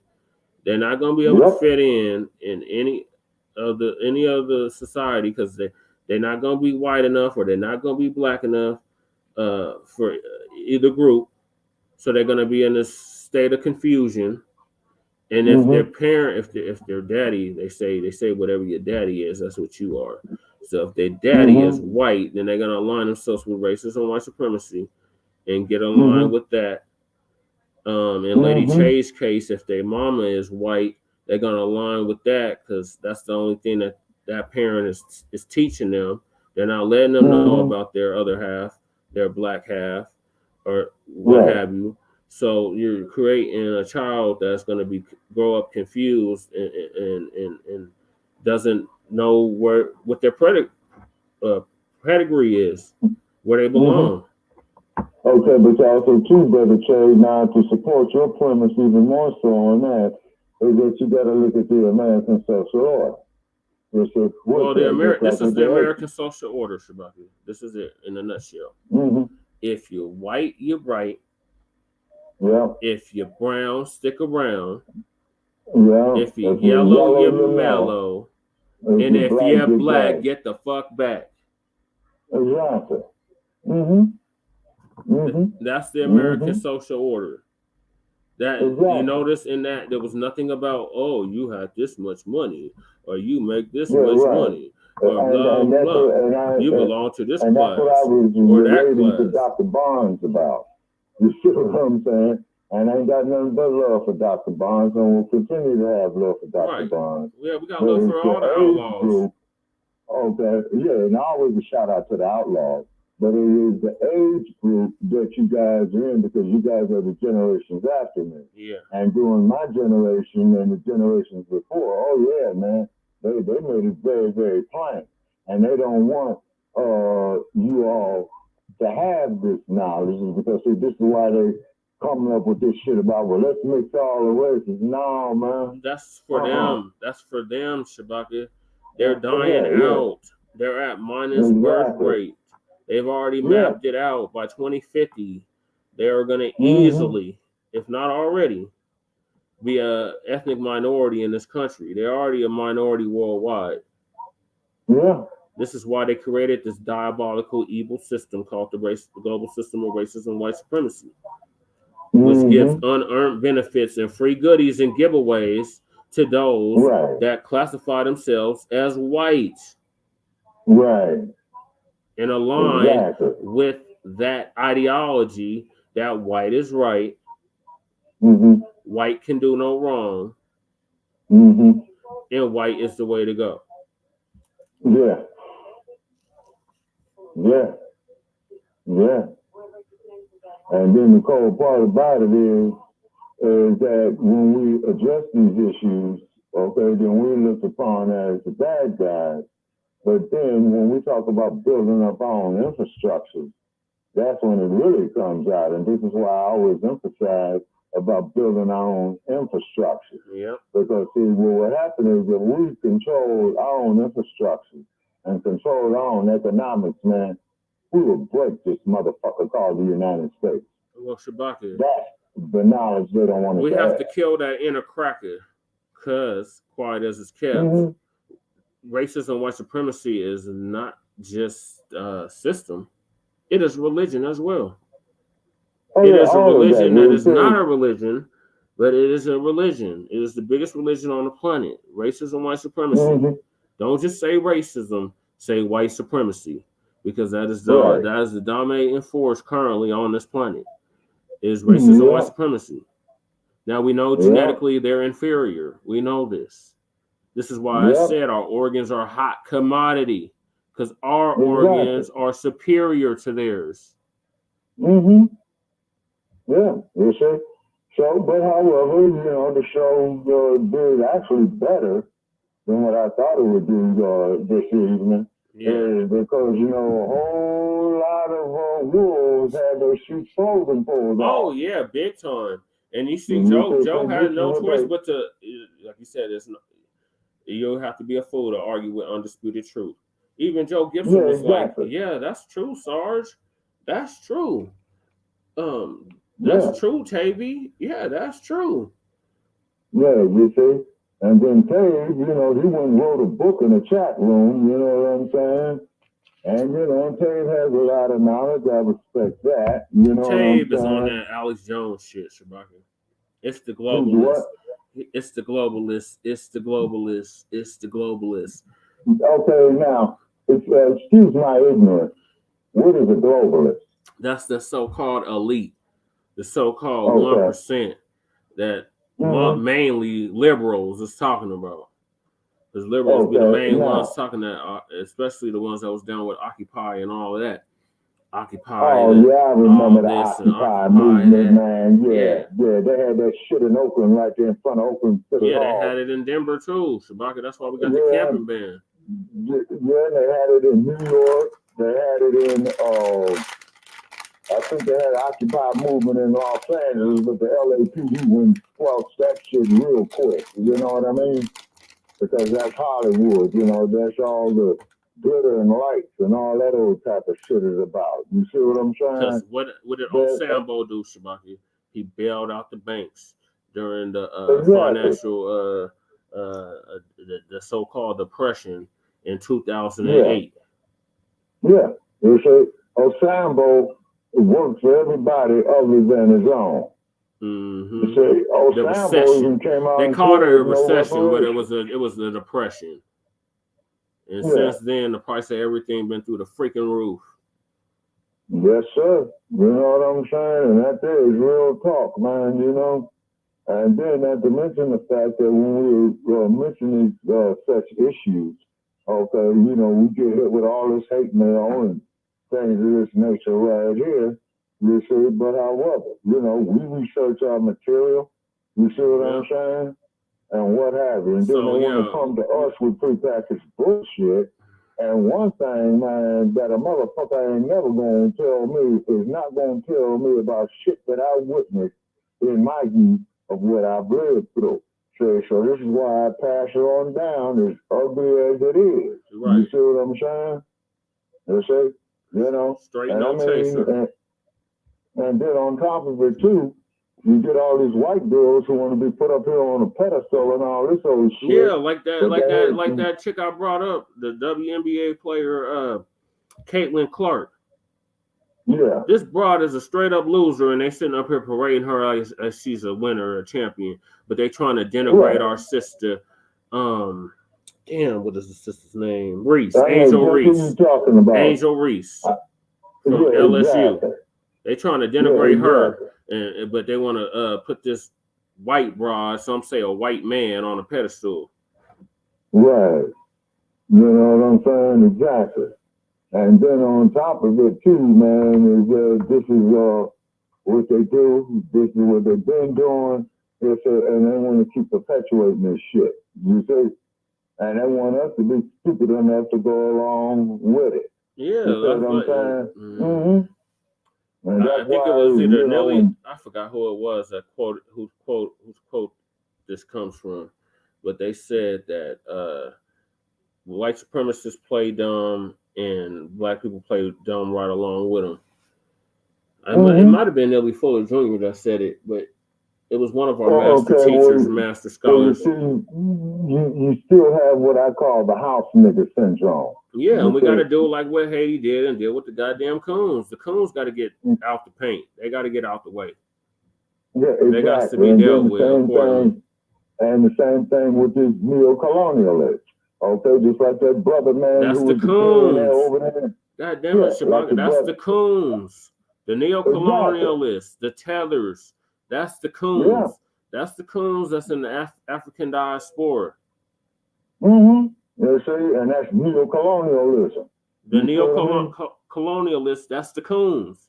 That's the African coons. That's the diasporan coons. They have to be dealt with accordingly. That's what Haiti showed us. Haiti showed us how it's done in that regard. Yeah, and that's why Brother Che in the mid-1980s, man, why they assassinated Thomas Sankor. Yeah, but see, we have to put a battery in his back for that to even happen with what was going on over there, because a lot of those African nations were gaining their independence from those European powers, but yet they were becoming indebted to them, like Haiti was indebted to France for how many years, Shabaka? 120 years or some crazy shit. Yeah. See, you have to get Dr. Bay on that one.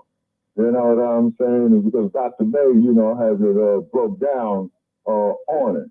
Now, in addition to, they keep fucking over the continent of Africa. And if Africa, let's say, was to go all of a sudden have a natural catastrophe, man, this whole damn world is shut down. And Donald Trump calls them shithole countries. You know what I'm saying? And that sack of shit right there, you'll say. He's from a shithole continent, if you even consider Europe a continent, which I don't. Yeah, exactly. Europe is not a continent, it's a peninsula of Asia. But either way, that shithole of Asia, Eurasia, whatever the hell they want to call it, that's a shithole. Exactly. You see what I'm saying? Exactly. And then on top of it, you know, as well, too, is that that they don't want us having this knowledge. You see what I'm saying? Mm-hmm. That's why I kept saying I'm not dumb. I'm not dumb. I'm not dumb by any means. I know goddamn world history. I don't just know American history. I don't just know black history. I don't just know white history. I know all of it because I'm really real well read and well researched. So you're not gonna sit up here and gaslight me, Sarge, or Joe Gibson, or anybody. You see what I'm saying? It's not happening. And we have been gaslit, you know. You see, we have been gaslit. We have been, and the tide is a changing. We're moving to the age of Aquarius. This is the age of knowing, no longer the age of believing, which is a lie. It literally has lie in it. So when people say I believe, you're believing in a lie. So stop that. And when you're talking about I'm a Christian, religion means to bind, which is another means of control. We are African spirituality. We're on our African spirituality, our ancient indigenous spirituality. We're on our hoodoo, voodoo. Our Majara spirit is alive and well. Shout out to Tariq Nasheed for that. Yeah, and also too, and I always give praise to Dr. Marimba Ani, who brought up, who was a student of Dr. John Henry Clark about the Ma'afa. Yes. Which is a disaster so bad that it's beyond description. You see? And then, and the cold part about it is, you get these white folks that figure that we're supposed to sit up there, still be subservient to them, to sit up there and think that we're supposed to look at them as superior. You see what I'm saying? And them days are long over, injury, want us to sit up there and to forgive them.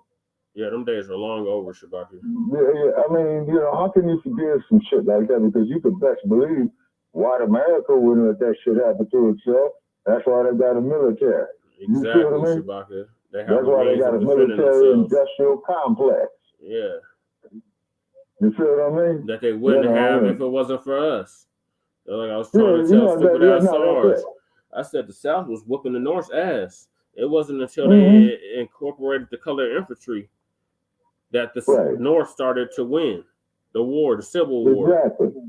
Right. And then what they would do is that they would tell the slaves, well, if you come fight in the Union Army, we'll give you freedom. But still that they were brutalized. I mean, man, look what they did to the black war veterans. Yeah, you talking about the Devil's Punch Bowl down in Natchez, Mississippi. Yeah, Great State, Mississippi. Yeah. And then also too, man, look what they did with the Scottsbills, boy. Yep. You see? Look at what George they tried to do Stinney. with Central Park 5.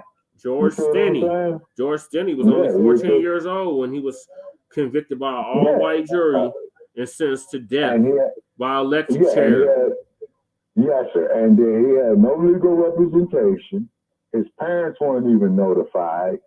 Down in South Carolina, where my folks is from. Yeah, Great State, South Carolina. Well, where you got old Tim Scott at? The first Confederate states.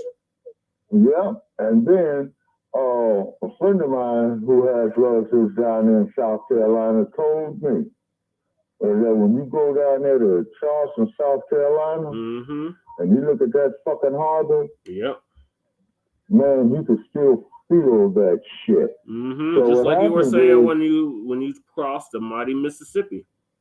Every time I crossed the mighty Mississippi, and I crossed it at 2 points. I crossed it down up north in Davenport, Quad City area, and I crossed it down south in New Orleans. Okay, yeah, that's the Delta. Yeah, down in the Delta. I traveled through. Oh, Sister Ashida's on the StreamYard in the chat. Peace, Sister Ashida. You missed a great show tonight. We was giving Sarge and Joe Gibson that work. Yeah, Sister Ashida. Yeah, you would have enjoyed it. You know what I'm saying? And then on top of it as well, too, you have to look at the fact that the Blacc Woman is a goddess. Yep. You see what I'm saying? Yeah, she said, dang. She said she's kind of bummed out. She's kind of bummed she missed it. She said, dang. Yeah, but it's all good. Tell Sister Akshita we're always going to keep her in the loop. You know what I'm saying? She says she always missed the good stuff. Yeah, he missed a good one tonight. You definitely want to go back and listen to that playback. Yeah. And then, of course, we love and appreciate the Outlaws. You know what I'm saying? Yeah. And then also, too, Brother Che, man, you might gonna have to host the show. Well, we got to do a special edition tomorrow, Shabaka, because we were supposed to do about the largest rebellion in U.S. American history. Yes, sir, most definitely. And that's why I mentioned, man, April the 30th, which is today, okay, is the work that was put in, man. Okay, thank you, Sister Ashita. She said I will check it out on the replay. Yeah, and ask her to spread it, you know what I'm saying? And then, of course, always with Dr. Barnes, we ain't got nothing but love for him and Outlaws. Right. And we just disagree agreeably. That's all. Right. You know what I mean? And Dr. Barnes, very well educated man, articulate man, been through a lot himself. Yeah, he's a doctor. He got a PhD, correct? Yeah. He either has it or he's working on it. That's why I give him his respect as Dr. Barnes. Yeah. You know what I'm saying? And then, of course, our man Nas, you know what I'm saying? Yeah, shout out to him. And our brother Jeffrey Washington. I need to call him. Yeah. I really need to call him. And shout out there to Chef Rob. Yeah, shout out to Chef Rob. Yeah. And then what was the other brother? Wake up from, what was his name? The brother that used to call in. He's on Blog Talk Radio too. Okay, wait a minute. You talking about Jay Dizzle? No, but shout out to him too. Right. No, Wake Up. He got that Wake Up show out of New Orleans. Oh, Warren. Yeah, Brother Warren. Yeah, Brother Warren is because Brother Warren, he put some work in on Joe Gibson, you know what I'm saying? And we had Joe Gibson Sister Ashita, we had Joe Gibson agreeing with us 90% of the time tonight. That's a rarity. That's a first. He was trying to check his cockazoid counterparts. Oh, yeah. Because there was two other crackers on there, and one got real disrespectful. Well, but it is what it is. I know. She's as surprised as we are. She said, oh, wow. Oh, yeah. We go off the hook at Shabaka'S Blacc Experience and Ants. It's because if there's going to be some type of healing from the Ma'afa, okay, you got to discuss this shit. You can't sweep it up under the rug. Right. You see what I'm saying? That is like sweeping rotten eggs up under your rug and rotten fish, wondering why your damn house is stinking. Right. You see what I'm saying? So you got to go deal with that, And the reparations, most definitely. Yeah, so I'm going to type up the special edition tomorrow, Shabaka, for the LA Rebellion of 1992. Okay, and I'll give you a call when we're off the air, man, because I have to make a couple of moves, you know what I mean? And she said Joe Gibson is a good guy, forever has my respect. Well, he's coming around, Sister Akshita. Okay, now the thing is about Joe, is that he's articulate, I give him that. Okay, but like when you and him got into it, Brother Paris, you said if you was to go break off in his house, Joe Gibson said he'll defend himself. So, but how come the black man and woman don't have that right? Exactly. You see what I'm saying? Look at Corinne Gaines. Yep. You see, look at Sandra Bland. Mm-hmm. Look at Philando Castillo. She said Joe is for the people. And he's for his people. That's very clear. Say what now? She said Joe is for the people. I said, yeah, he's for the people, his people. But Joe is Joe, Sarge is Sarge, you know what I'm saying? And like I said, for your generation, you, Dr. Barnes, Akshita, you know what I mean? I feel it's my duty to tell you the truth of what I've lived through before you all came here. Is because we're trying to sweep it up under the rug. Yeah. And if there's to be some true healing, now you got to address this shit. Now, Or what about black on black crime? Oh my God, Shabaka, I was just telling you about that. So they always talk about, where's the gangs? What about the gangs? First of all, the gangs were created to protect black communities from the lynch mobs, from the white supremacist gangs. They had gangs. Yeah. They had gangs in New York. They had all of that. They always try to make the criminality and the gangs our experience, and it's their experience.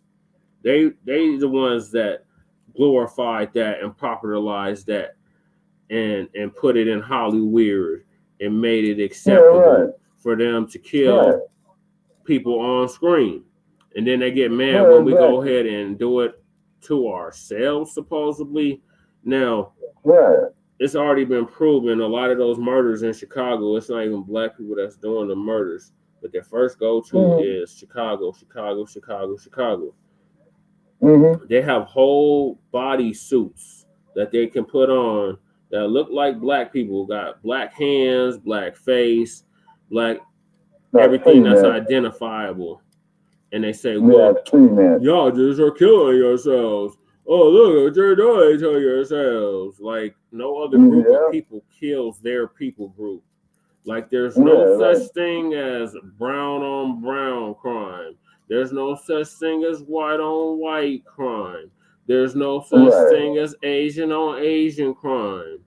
And Native American on a Native American crime. But somehow that's always regulated to us. Oh, y'all just kill yourself. Like we're the only ones that kill each other.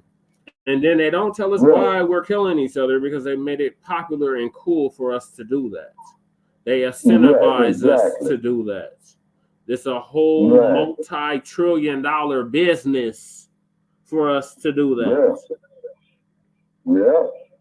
But nobody ever wants to address that or bring that up.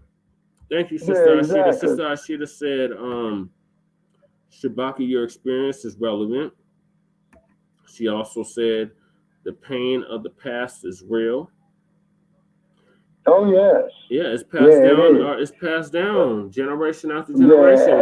It's in our epigenetics. And also, let me get to our comments, Shabaka. She said, you're right, Brother Che.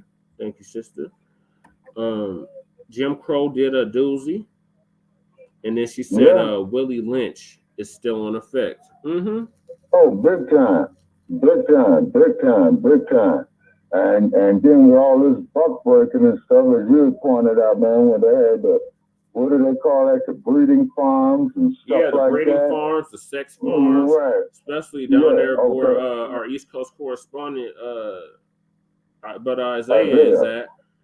The whole Maryland seashore was known for that. Yeah, and this is and Delaware, where Sleepy Jim Crow, y'all current president, is originally from.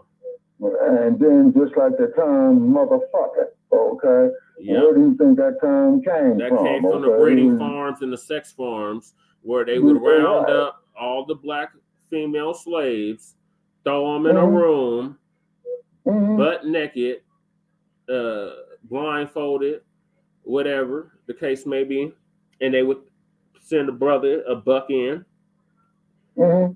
to mate with them. And this could be your mother. This could be your auntie. This could be your sister. This could be any of your female relatives. You're having sex with them so that you could create a child to ship up north or ship down south. Exactly. And then how many black mothers had their infants snatched out of their hands, put up on an auction block, and only Lord knows what happened to those poor babies. Down in Louisiana, down in Georgia, down in Florida, down in Tennessee, down in Kentucky, down there Arkansas, and what have you. And we're supposed to sit up there and be forgiven of that shit. And this is what I mean by each time that when Dr. King said that, hey, you know, I led our people into a burning house with integration, and they killed him. Dr. King never hurt nobody. But getting back to the Willie Lynch letter, Shabaka. So this is the guide on how to buck break your slaves down there in the good old country or island of Jamaica. This is how you buck your slaves. And that's what they did. They had the seasoning plantations down there, and they did what they call buck breaking down there, where they sodomized the black male in front of his wife and oldest son, in front of the whole town, the whole community, to make an example out of him. And then you got Levi, where their symbol originally was a man being pulled apart, a black man being pulled apart by two horses. And you want to know something, man? You know, Mr. Morris brought that to my attention, man. Exactly, Sister Ashita. Hold on, Shabaka. Sister Ashita said, and the DNA is negatively impacted by that type of mating. Correct. And it's passed down through the epigenetics. So they keep telling us to get over something. What are we getting over? All we're doing is passing it on to the next generation. We're literally just passing the buck to the next generation. Oh, you go ahead and deal with this. Instead of nipping this shit in the bud right motherfucking now, no, we're going to pass it on to the next generation, have them deal with it. Yeah. And then, and I appreciate what Dr. Barnes was saying, but if I had a daughter and she's telling me, oh, this dude is going to be a husband over my dead body. And then also, too, I would be upset with her because then that means that she did not at least listen to none of my teachings when she was growing up. They'll hit you with that love is love, love has no color, and all that shit. Oh, yeah, exactly. And then, of course, too, you got to look at that dude who was married to the black woman and he beat her up real bad and put her in the hospital, the football player. Yeah, I forgot his name, but I think he came up dead. Okay, so what happens is... Well, remember Lisa Left Eye from TLC, she was married to one of those brothers like that, and she burnt his house to the ground. Damn. Yep, back in the 90s. Okay, yeah. And then, too... I think he played for the Tennessee Titans. If I'm not mistaken. Yeah. Whoa. I know who you're talking about. You're talking about Steve McNair, Eric McNair. No, it was before him, but I remember him too. It was around that same time, Shabaka, that he was playing in the league. Yeah. And then the woman came there and caught him and turned it to a triangle. She shot her and him. Yeah. But they say this is why you got to be careful of who you seeing. And then just like that poor sister who was the subject matter tonight, in Milwaukee. You see what I mean? Yeah, Sadie. You what if her daddy like has said that? Oh, well, I'm not going to disown you. I'm not going to be okay with it, but I'm not going to disown you. You go ahead and do what you do. I'm going to check you, where I need to check you, but, you grown, you can do whatever you want to do. And she ended up chopped up and mutilated like that. Then what? Yeah, exactly. You see what I'm saying? So this is the potential that you have. You know what I'm saying? With this. Instead of saying, hell no, not in my house, not no daughter of mine, like Joe Gibson said. He said he would disown his child. Yeah, you see? But, like I said, though, see, this is the stress and shit that they put the black man under, particularly when he's trying to keep his family unit together. And same thing they do with the black woman. They make it hard. That's why they make it hard for us. That's why you said they call us boy, because they don't want us to grow. They don't want us to grow. They don't never want to acknowledge us. They want us to stay in a perpetual state of Peter Panism, as I call it. Remember Peter Pan? He never wanted to grow up. He wanted to stay a boy forever. Yeah, and this is why I had mentioned about Miss Velvet Green, the evilest bitch that Bondini Brown has ever seen. Because Velvet Green would go up there to Ali's fight, and Ali would sign an autograph for him, and it was here in Las Vegas, I believe. Well, Velvet Green finally went off on him and says, yo, I'll go to all your fights because I want to be there when they crash your face in. You can see this nigga, you know what I'm saying? And whatnot, you say, so now what kind of mental psychosis is that? You see, because you guys got to keep in mind, Mr. Ali was very, very exceptional of what he did, but Mr. Ali had fell from grace too. You see what I'm saying? And whatnot, you know? But, you know, I think they the gave Black them experience, yeah, but this is why we say the Black experience, the most dynamic experience in the history of mankind. Mm-hmm. You see what All I'm right, saying? y'all. Well, thank You know, y'all for tapping in. I'm going to end this live. Appreciate everybody that tapped in. Appreciate you, Sister Ashita. Please join us tomorrow for a special edition of Shabaka'S Blacc Experience Enhanced, in which we're going to go over the LA Rebellion of 1992, which occurred 32 years ago tonight. He said it was the 30th that the whole city was taken over. Yeah, it looked like Beirut. I was there. I saw it. And then that's when Papa Bush said that the California National Guard is going in, and then Papa Bush says, the Bush Senior, he says, not only is the National Guard going in, I'm sending in the regular army. And I'll be a motherfucker man if I didn't see him out there. And I went to a 7-Eleven, and they got a damn tank sitting in the damn parking lot, and all these soldiers, man, with these stern looks on their face with banana clips. Okay, and Sister Akshita would know what that is. Okay, and they were locked and loaded. You know, and they said that they did impose a curfew, and they said is that people will be going to jail or they'll be shot. I mean, the damn National Guard or the regular army told me that day to my face. You see? And I said, well, let me get up out of here. You know what I'm saying? Yeah, and put the whole city under martial law, and they implemented the King Alfred plan, where they shut down all the freeways, so you couldn't get in or out the mall. But what was funny is that the night before, you know, on April the 29th, LAPD said they're not in service tonight. But man, May the 1st, okay, the LAPD went out there with them white helmets, and they was hooking and booking big time. You know what I'm saying? Big time. Then they had Mayor Bradley of Los Angeles at that time go over there to the First AME Church, over there off of Western and Adams Boulevard, not too far from where Marvin Gaye was killed.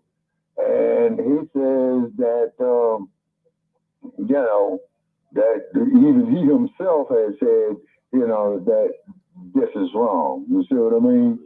And then, too, that that's when the people was calling for Daryl Gates to resign.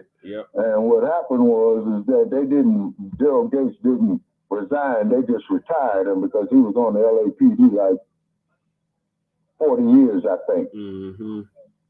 Daryl Gates was on the LAPD like for 40 years. And then Daryl Gates had made statements about black people of why they died of chokehold.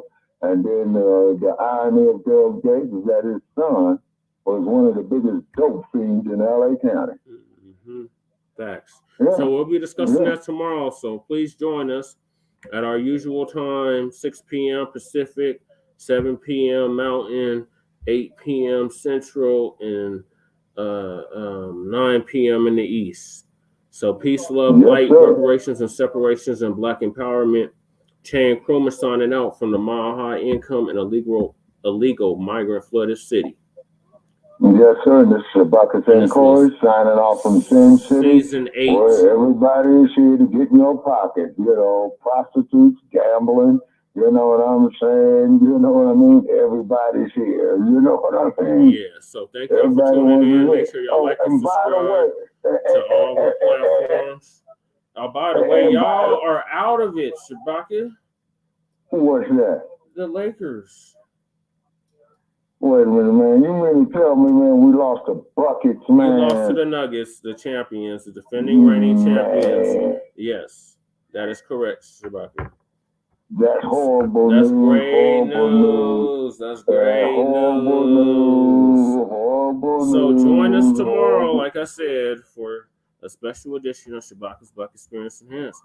In the meantime, make sure y'all like and subscribe to all our platforms, Frontline Black News on YouTube and Facebook. The Revolutionary Agenda on YouTube and Facebook, and Shabaka'S Blacc Experience Enhanced on Facebook and Twitter, now X. So peace, love, light, reparations and separations, and Black empowerment.